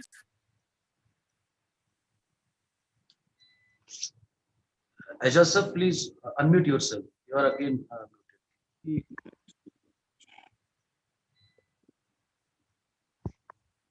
Dr. Ajaz, please unmute yourself. Okay. You have placed yourself on mute. Okay, fine. Okay, I will be giving a brief introduction. The echo is coming. Dr. Ajaz, I can see you are logged in from two devices and you have kept them in close vicinity. That's why your voice is echoing. Yeah. You need to put the volume at 0 for one of the devices. Is it still echoing? No, now it's okay. Now it's okay. Please go ahead. So I will be providing a brief introduction to what we call as statistical physics. Okay. So statistical physics is the art of turning the microscopic laws of physics into a description of nature on a macroscopic scale. Okay. We know that it is impossible to apply the principles of dynamics to a system consisting of large number of particles. Okay. The problem of an atom with two electrons presents such a great mathematical complication that it is very difficult to solve it completely. Now, we suppose a system consisting of 10 to the 23 atoms, that too with their electrons. That means we have to construct a 10 to the 23 equations of motion. Then to solve them is really absurd. Such problems are easily solved by what we call as statistical physics. Statistical physics is used to systems which are essentially independent of each other. So, statistical method is larger the number of particles. So, the statistical methods will have some meaning. Ajaz sir, you are still on low voice. Please raise your volume.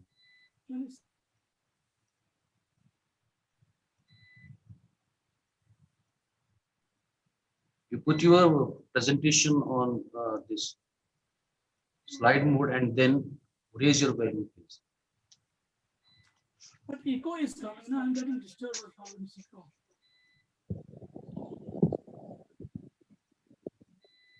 Ejaz sir, are you using PPT on one device and microphone on another device?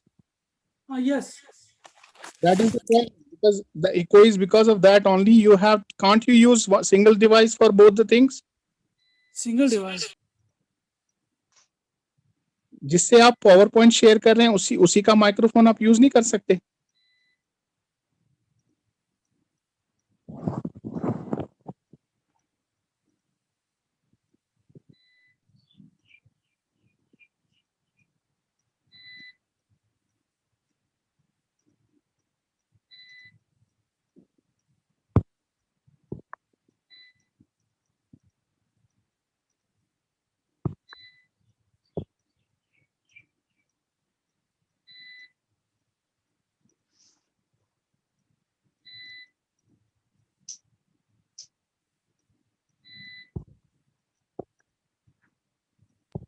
Hello, is still echo come?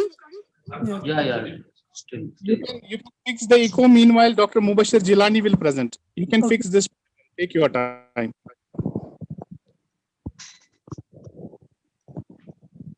Dr. Zubair Saab, let Dr. Mubashir Jilani present by the time Fine, sir. Dr. Ajaz fixes this problem. Fine, sir. Ajaz sir, you are requested to kindly just stop presenting so that Dr. Mubashir Jinani can just present. Dr. Ajaz, please stop presenting. Stop your share. It's on the top of your screen, sir. There you will see stop sharing.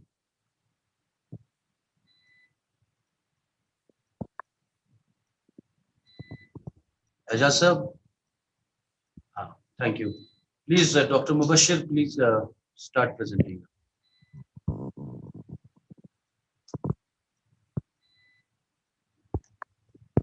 Dr. Mubashir, are you around? Yeah. Yes, now thank you very much. Now Yes, sir. Thank you. I have unmuted. Sign share.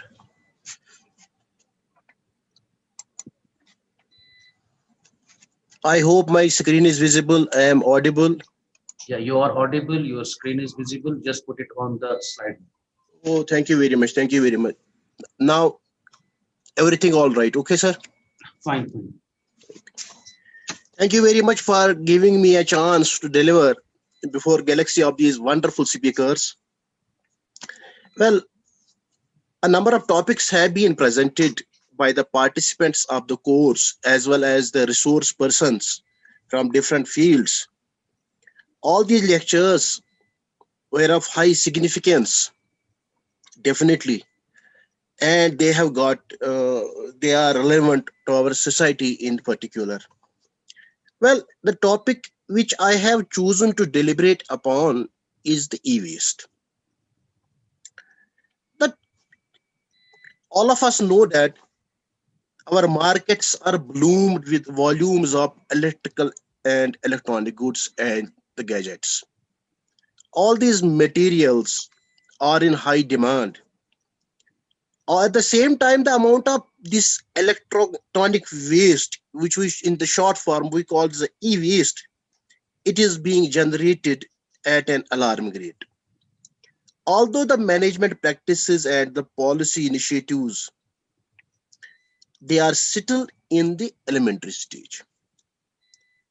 The present methods of the storage, processing, recycling, and the disposal of this e-waste, it contains basically enough potential to harm the human health and the environment, that is our surroundings. We can say that the reasonable processing of e-waste is inadequate and the issue needs to be addressed. At the same time, the informal sector in the e-waste recycling business, it is drawing potential threat to the human beings plants, animals, as well as the environmental destruction.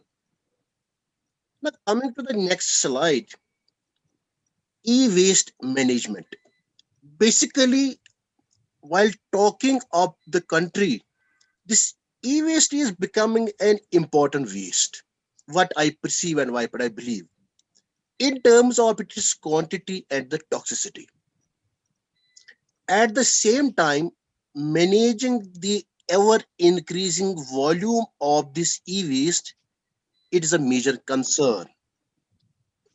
The first major issue, or we can say a problem, which is associated with this e-waste management is the increasing quantity. And you know, the second problem with e-waste management is it is scientific disposal.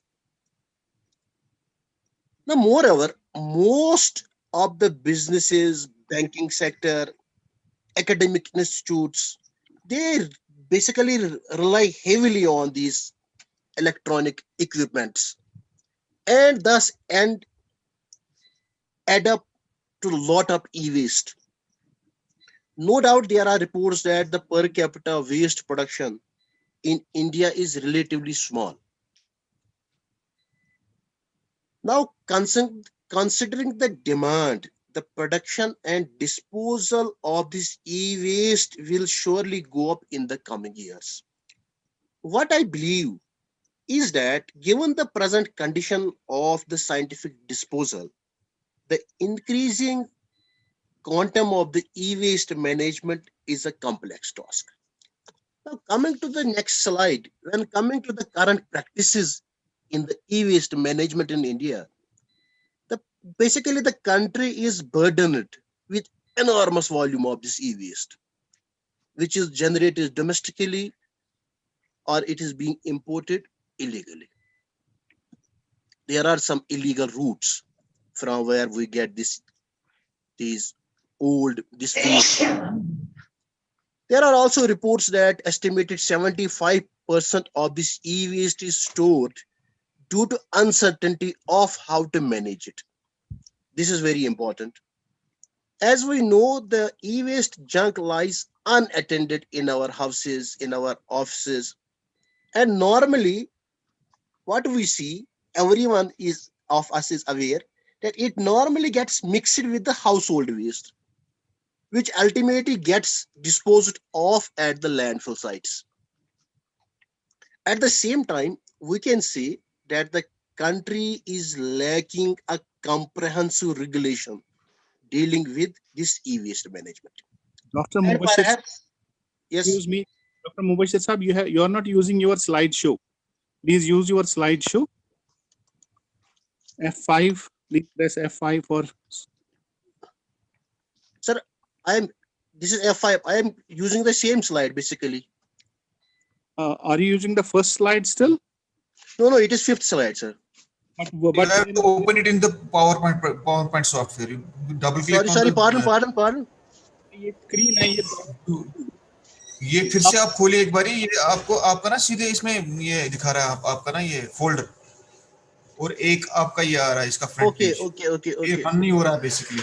Okay, now it is okay. Still some problem? भी नहीं आ रहा sir. इसको आप बंद करके फिर से share कीजिए. Okay, sir.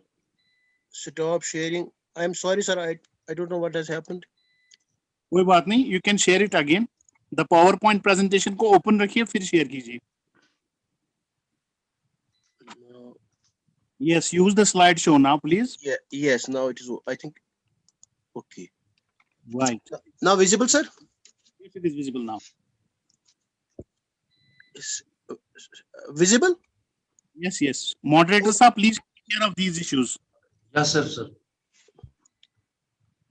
Basically, what I am trying to do it here, I am not reading it directly from the slides because whatever I am presenting on the slide, that is known to everyone. But the story lying behind that I am trying to explain. Now, I think it is okay. This slide is visible to everyone. Yes, sir. Yes, sir. It's visible. Yes, sir. It's visible now. Okay, thank you. Okay, thank you very much. Now, coming to my point that I was just basically we are lacking a comprehensive regulation dealing with this e-waste management. And perhaps this is the reason that the e-waste end up in illegal dismantling and these recycling facilities, informal sector. That is, we can say that it poses a hazard to the health of the people dealing with it and the environment in general. Another issue which we could we can I have perceived with e-waste is that it is not recycled and it is not receiving a special treatment which otherwise it needs. Most of the e-waste is landfilled. To some extent, it provides, without any doubt, it provides a living for some poor people who are dealing with it, but it causes severe risks for the humans and the environment. Now, coming to the next slide, that the various stakeholders who are involved in this sector, the stakeholders in the sector are IT industries. Basically, I am making responsible everyone from the producers up to the users. Government offices, public and private sector, educational institutes, business and corporate houses, along with the rag pickers, scrap dealers, dismantlers, and there are a number of people who are basically the stakeholders. They are involved in this e-waste. Then the actual operation starts from these scrap dealers. The informal sector don't have the knowledge of the processes. What I perceive, otherwise, if roped properly, they can play an important role in this sector.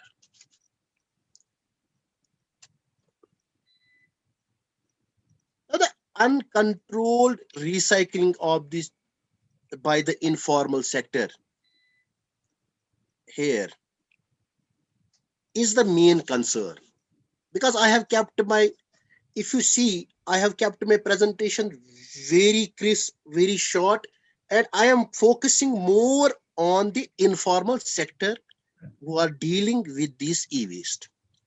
The entire e-waste treatment is being carried out in an unorganized environment. There is no control on the emissions. Whatever emissions are coming out of this e-waste, there are no scientific methods of recycling. Only certain amount of e-waste is recycled, which has market demand. The remaining part floats in our environment. And I'm seeing this condition most pressing environmental issue of today. Now, Ministry of Environment in 2008, they have laid down some treatment technologies for this waste. And they have divided, basically, they say there are some levels of this treatment: first level treatment, second level treatment, and the third level treatment. What they do, what they have prescribed, that in the first level of the treatment, they do decontamination of this e-waste. That is removal of all liquids and gases. Then they do dismantling, whether it is mechanical braking or manual braking. This is the part, and they do segregation in the first level of this treatment. Second level of treatment, they include hammering, shredding, and special treatment processes, which comprises of electromagnetic separation. They do some density separation using some water. They do certain treatments, which consists of separation of funnels and screen glasses. And the third level, the material, where the left out material, which reaches to the third level, this waste treatment is carried out mainly to recover ferrous, non-ferrous metals, plastic, and other items of which has some economic value. Now, ultimately, this operation, it includes recycling, it includes incineration, it includes energy recovery, iron recycling, etc. This is, in short, what I am telling the audience regarding this is one of the sound treatment what Ministry of Environment they have given it in 2008. At the end, I would like to give a summary what I have presented before you, it is on record that the current management practices in India have the potential to adversely affect the health of the recycling workers and the environment as a whole. The recycling activities that are carried out, they offer danger basically, such as, for instance, acid bathing to extract the valuable and reusable components. The involvement of women and children in such recycling activities, it further amplifies the problem. As most of the e-waste goes to non-formal sector, the formal sector does not get sufficient materials. Most of us are unaware of the proper disposal of the e-waste. For instance, all of a sudden, my laptop, my gadget, my mobile gets hanged up and I have no choice that it can be rectified. And I am compelled to get a new this machine or gadget for me. And what to do with the item, with the gadget which is not working, what to do, how to dispose it off, I don't know. This is basically, I have focused, number one, on the stakeholders of this e-waste and the awareness of e-waste that should be given to the common people. Now it is absolutely high time to consider the issue and come up with the policies which probably would save the humanity from destruction. Thank you very much. If anybody having any doubts regarding my presentation, please. Bashir Sab, e-waste is a hot topic of discussion, and no doubt, technology-driven waste, particularly the e-waste, needs to be disposed of before they become a menace. Thank you for enlightening us about the need for treatment or disposal of these e-wastes. Now, if Dr. Ejaz Dar is ready with his presentation, you may please start screen sharing. Dr. Ejaz Dar, please, sir. Am I audible now? Yeah, you're good on it. Okay. So my topic is on a brief introduction to what we call as statistical physics. As I was discussing previously, that statistical physics is the art of turning the macroscopic laws of physics into a description of nature on a macroscopic scale. I was discussing earlier that it is impossible to apply the principles of dynamics to a system where you are having large number of particles. Okay, the problem of an atom with 2 electrons even presents such a great mathematical complication that it is very hard to solve it completely. Therefore, if we are having now a system where we are having 10 raised to 23 atoms, that too with their electrons. So you can imagine yourself, we have to construct first the 10 raised to 23 equations of motion, then to solve them is really absurd. So such problems we are successfully solved by statistical methods. So the larger the number of particles in the physical system considered, the more nearly correct are the statistical predictions. Smaller the number of particles, so statistics ceases to have any meaning. So statistical physics uses methods of probability theory and statistics, and particularly the mathematical tools for dealing with large number of particles and approximations in solving physical problems. Okay. On the statistical physics is broadly categorized into 3 types, where we are having first the classical statistical physics, which is based on Maxwell's distribution of speeds and Boltzmann's relation for entropy. Okay, so Maxwell-Boltzmann statistics falls in this category. Then we are having quantum statistical physics, which is based on the quantization of energy concept, where the Bose-Einstein statistics and Fermi-Dirac statistics falls in this category. The third one is statistical physics of systems which are not in equilibrium. That means statistical physics of irreversible systems. Before moving further, we need to understand what macrostate and microstate is. Suppose we have been provided with 4 books, okay? We have been asked to arrange them in 2 shelves.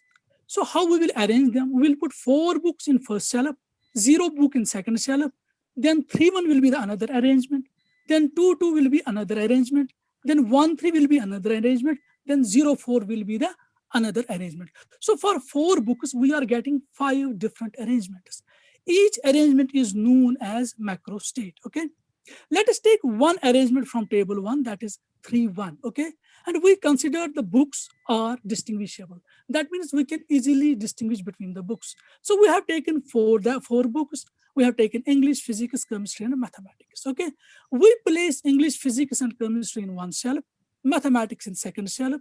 Similarly, physics, chemistry, and maths in first shelf, and English in second shelf. Similarly, chemistry, math, and English, then physics in second shelf, then mathematics, English, and physics in first shelf, and chemistry in second shelf. So we will see that for the arrangement 3-1, we are getting 4 different sub-arrangements. 4 sub-arrangements are possible for the arrangement 3-1. That is for the macro state 3-1. That means these sub-arrangements or each distinct arrangement within a macro state is known as microstate. Now let us take the case of indistinguishable books. Now we are having books which we cannot distinguish between. Okay, all the books are now mathematics books. So let us take the first macro state in table 3. You can see all the mathematics book, 4 books are placed in first shelf and 0 book in second shelf. So the number of microstates available are 1. For the arrangement 3-1, it's very interesting here. For the arrangement 3-1, you can see here only 1 microstate is available because we are placing 3 mathematics books on first shelf and 1 mathematics book in second shelf. This is the only sub-arrangement possible for the arrangement 3-1. While as in case of table 2, you can see for the same arrangement, we were getting 4 sub-arrangements.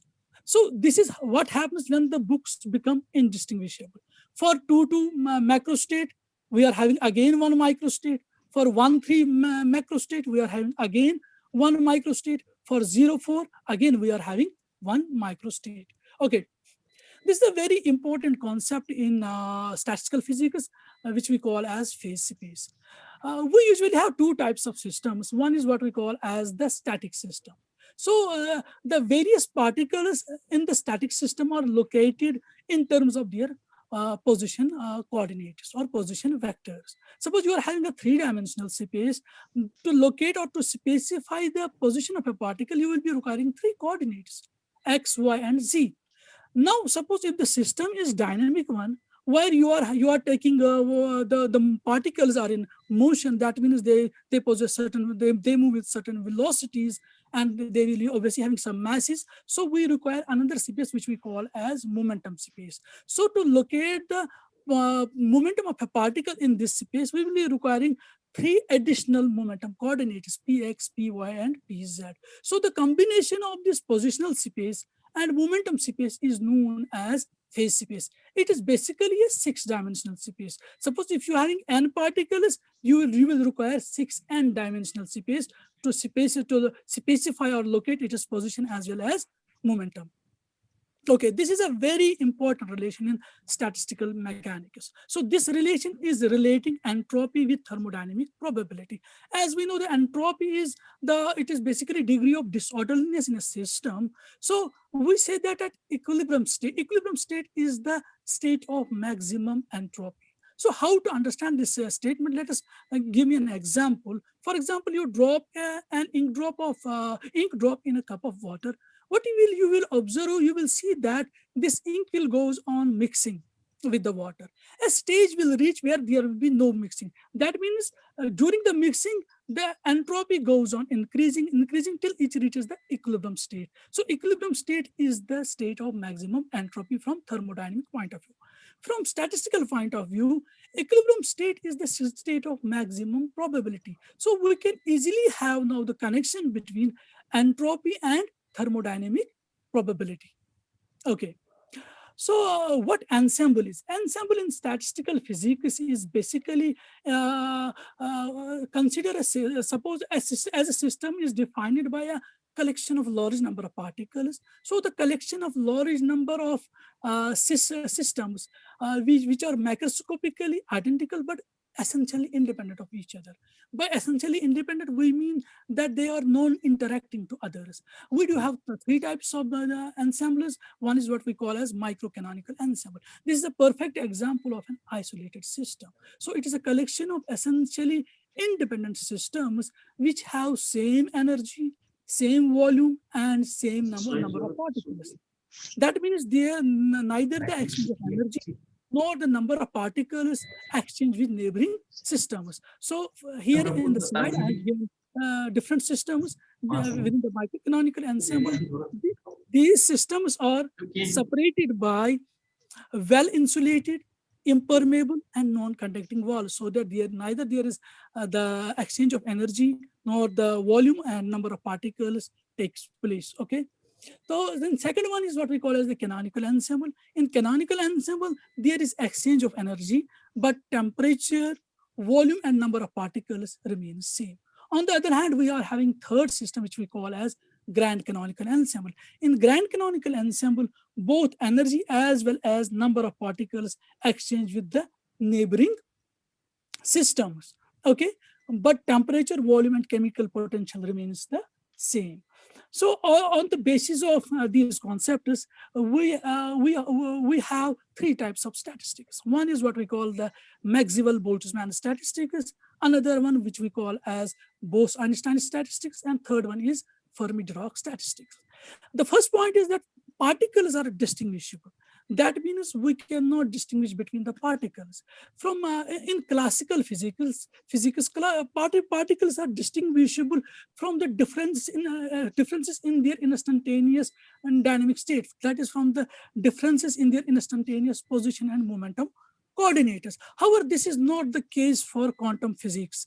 In quantum statistical mechanics, where we are having Bose-Einstein statistics as well as Fermi-Dirac statistics, the position and momentum coordinates are there governed by what we call as Heisenberg's uncertainty principle. So we cannot instantaneously get both the position and momentum coordinates. So the particles are indistinguishable in that case. Each microstate can have more than one microstate in case of Maxwell-Boltzmann statistics, as earlier this has been earlier discussed in the slide 3. So each microstate can have only one microstate in Bose-Einstein statistics as well as in Fermi-Dirac statistics.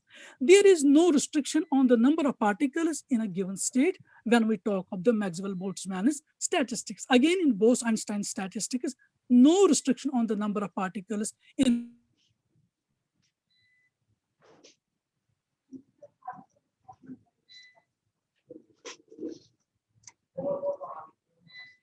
when the temperature becomes less than the Bose temperature, all the particles get accumulated into a ground state, which we call as Bose-Einstein condensation. So when a fraction of particles gets condensed into a ground state, we are having a fifth form of matter, which we call as Bose-Einstein condensate.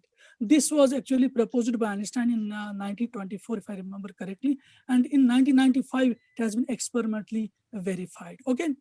But in case of the Fermi-Dirac statistics, there only one particle can be in a given quantum state. It is because the restriction is imposed by the Pauli's principle. Pauli's principle doesn't allow that two particles with all four identical quantum numbers to be in the same quantum state. So Maxwell-Boltzmann statistics is applicable to ideal gas molecules. By ideal gas molecules, we mean no interaction is involved in it. Okay. So that means suppose if you are having a two-body problem, to calculate the interaction between two particles, it is very easy. But when you are having a many-body problem, to calculate the potential energies between these particles, it becomes a very complicated process. So Bose-Einstein statistics is applicable to integral spin particles. So we are having photons, W bosons, Z bosons. So, but Fermi-Dirac statistics is applicable to half integral spin particles. In that case, we are having electrons, protons, neutrons, neutrinos, etc. So Maxwell is the particles which obey Maxwell-Boltzmann statistics. We call them as classical particles. Particles obeying Bose-Einstein statistics are called bosons, and the particles obeying Fermi-Dirac statistics are called fermions. Okay. So at high temperature, both Bose-Einstein as well as Fermi-Dirac statistics approaches to Maxwell-Boltzmann statistics. At high temperatures, the interaction will go and the particle will behave as ideal gas particles. So at high temperatures, we say both the statistics approaches to Maxwell-Boltzmann statistics. Bosons have symmetric wave function and fermions have antisymmetric wave function.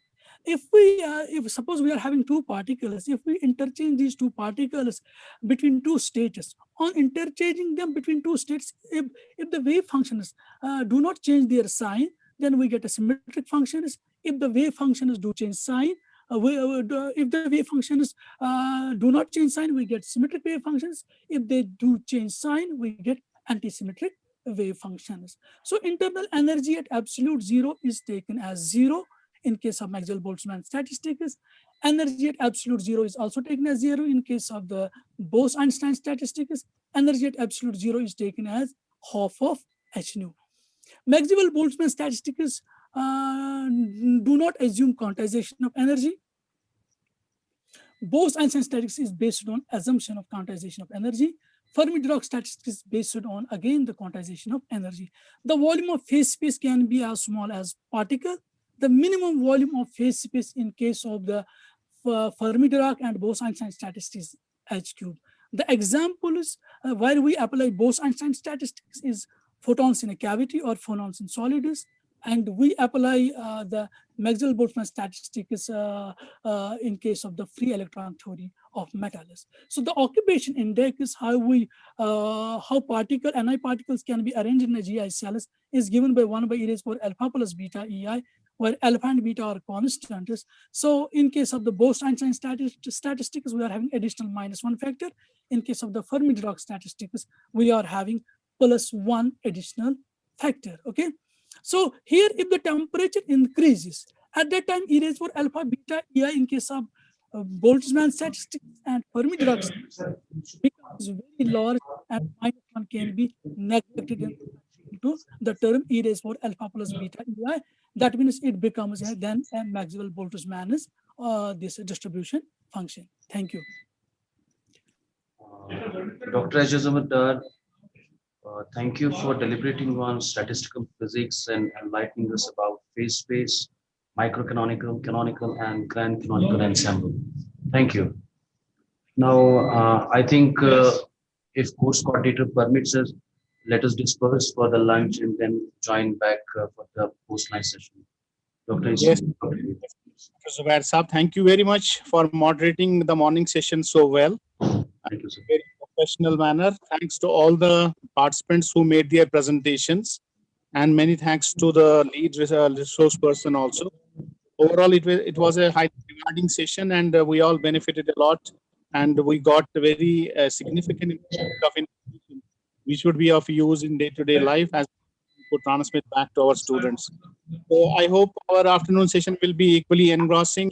I'm sure that Professor Farooq Saab is also topic. So please be too, and the moderator of the session, Dr. Shafia Jan, please ensure who are the participants who are ready to present in the afternoon session. So bye for now. Allah Hafiz. See you back at 2 o'clock. Thank you.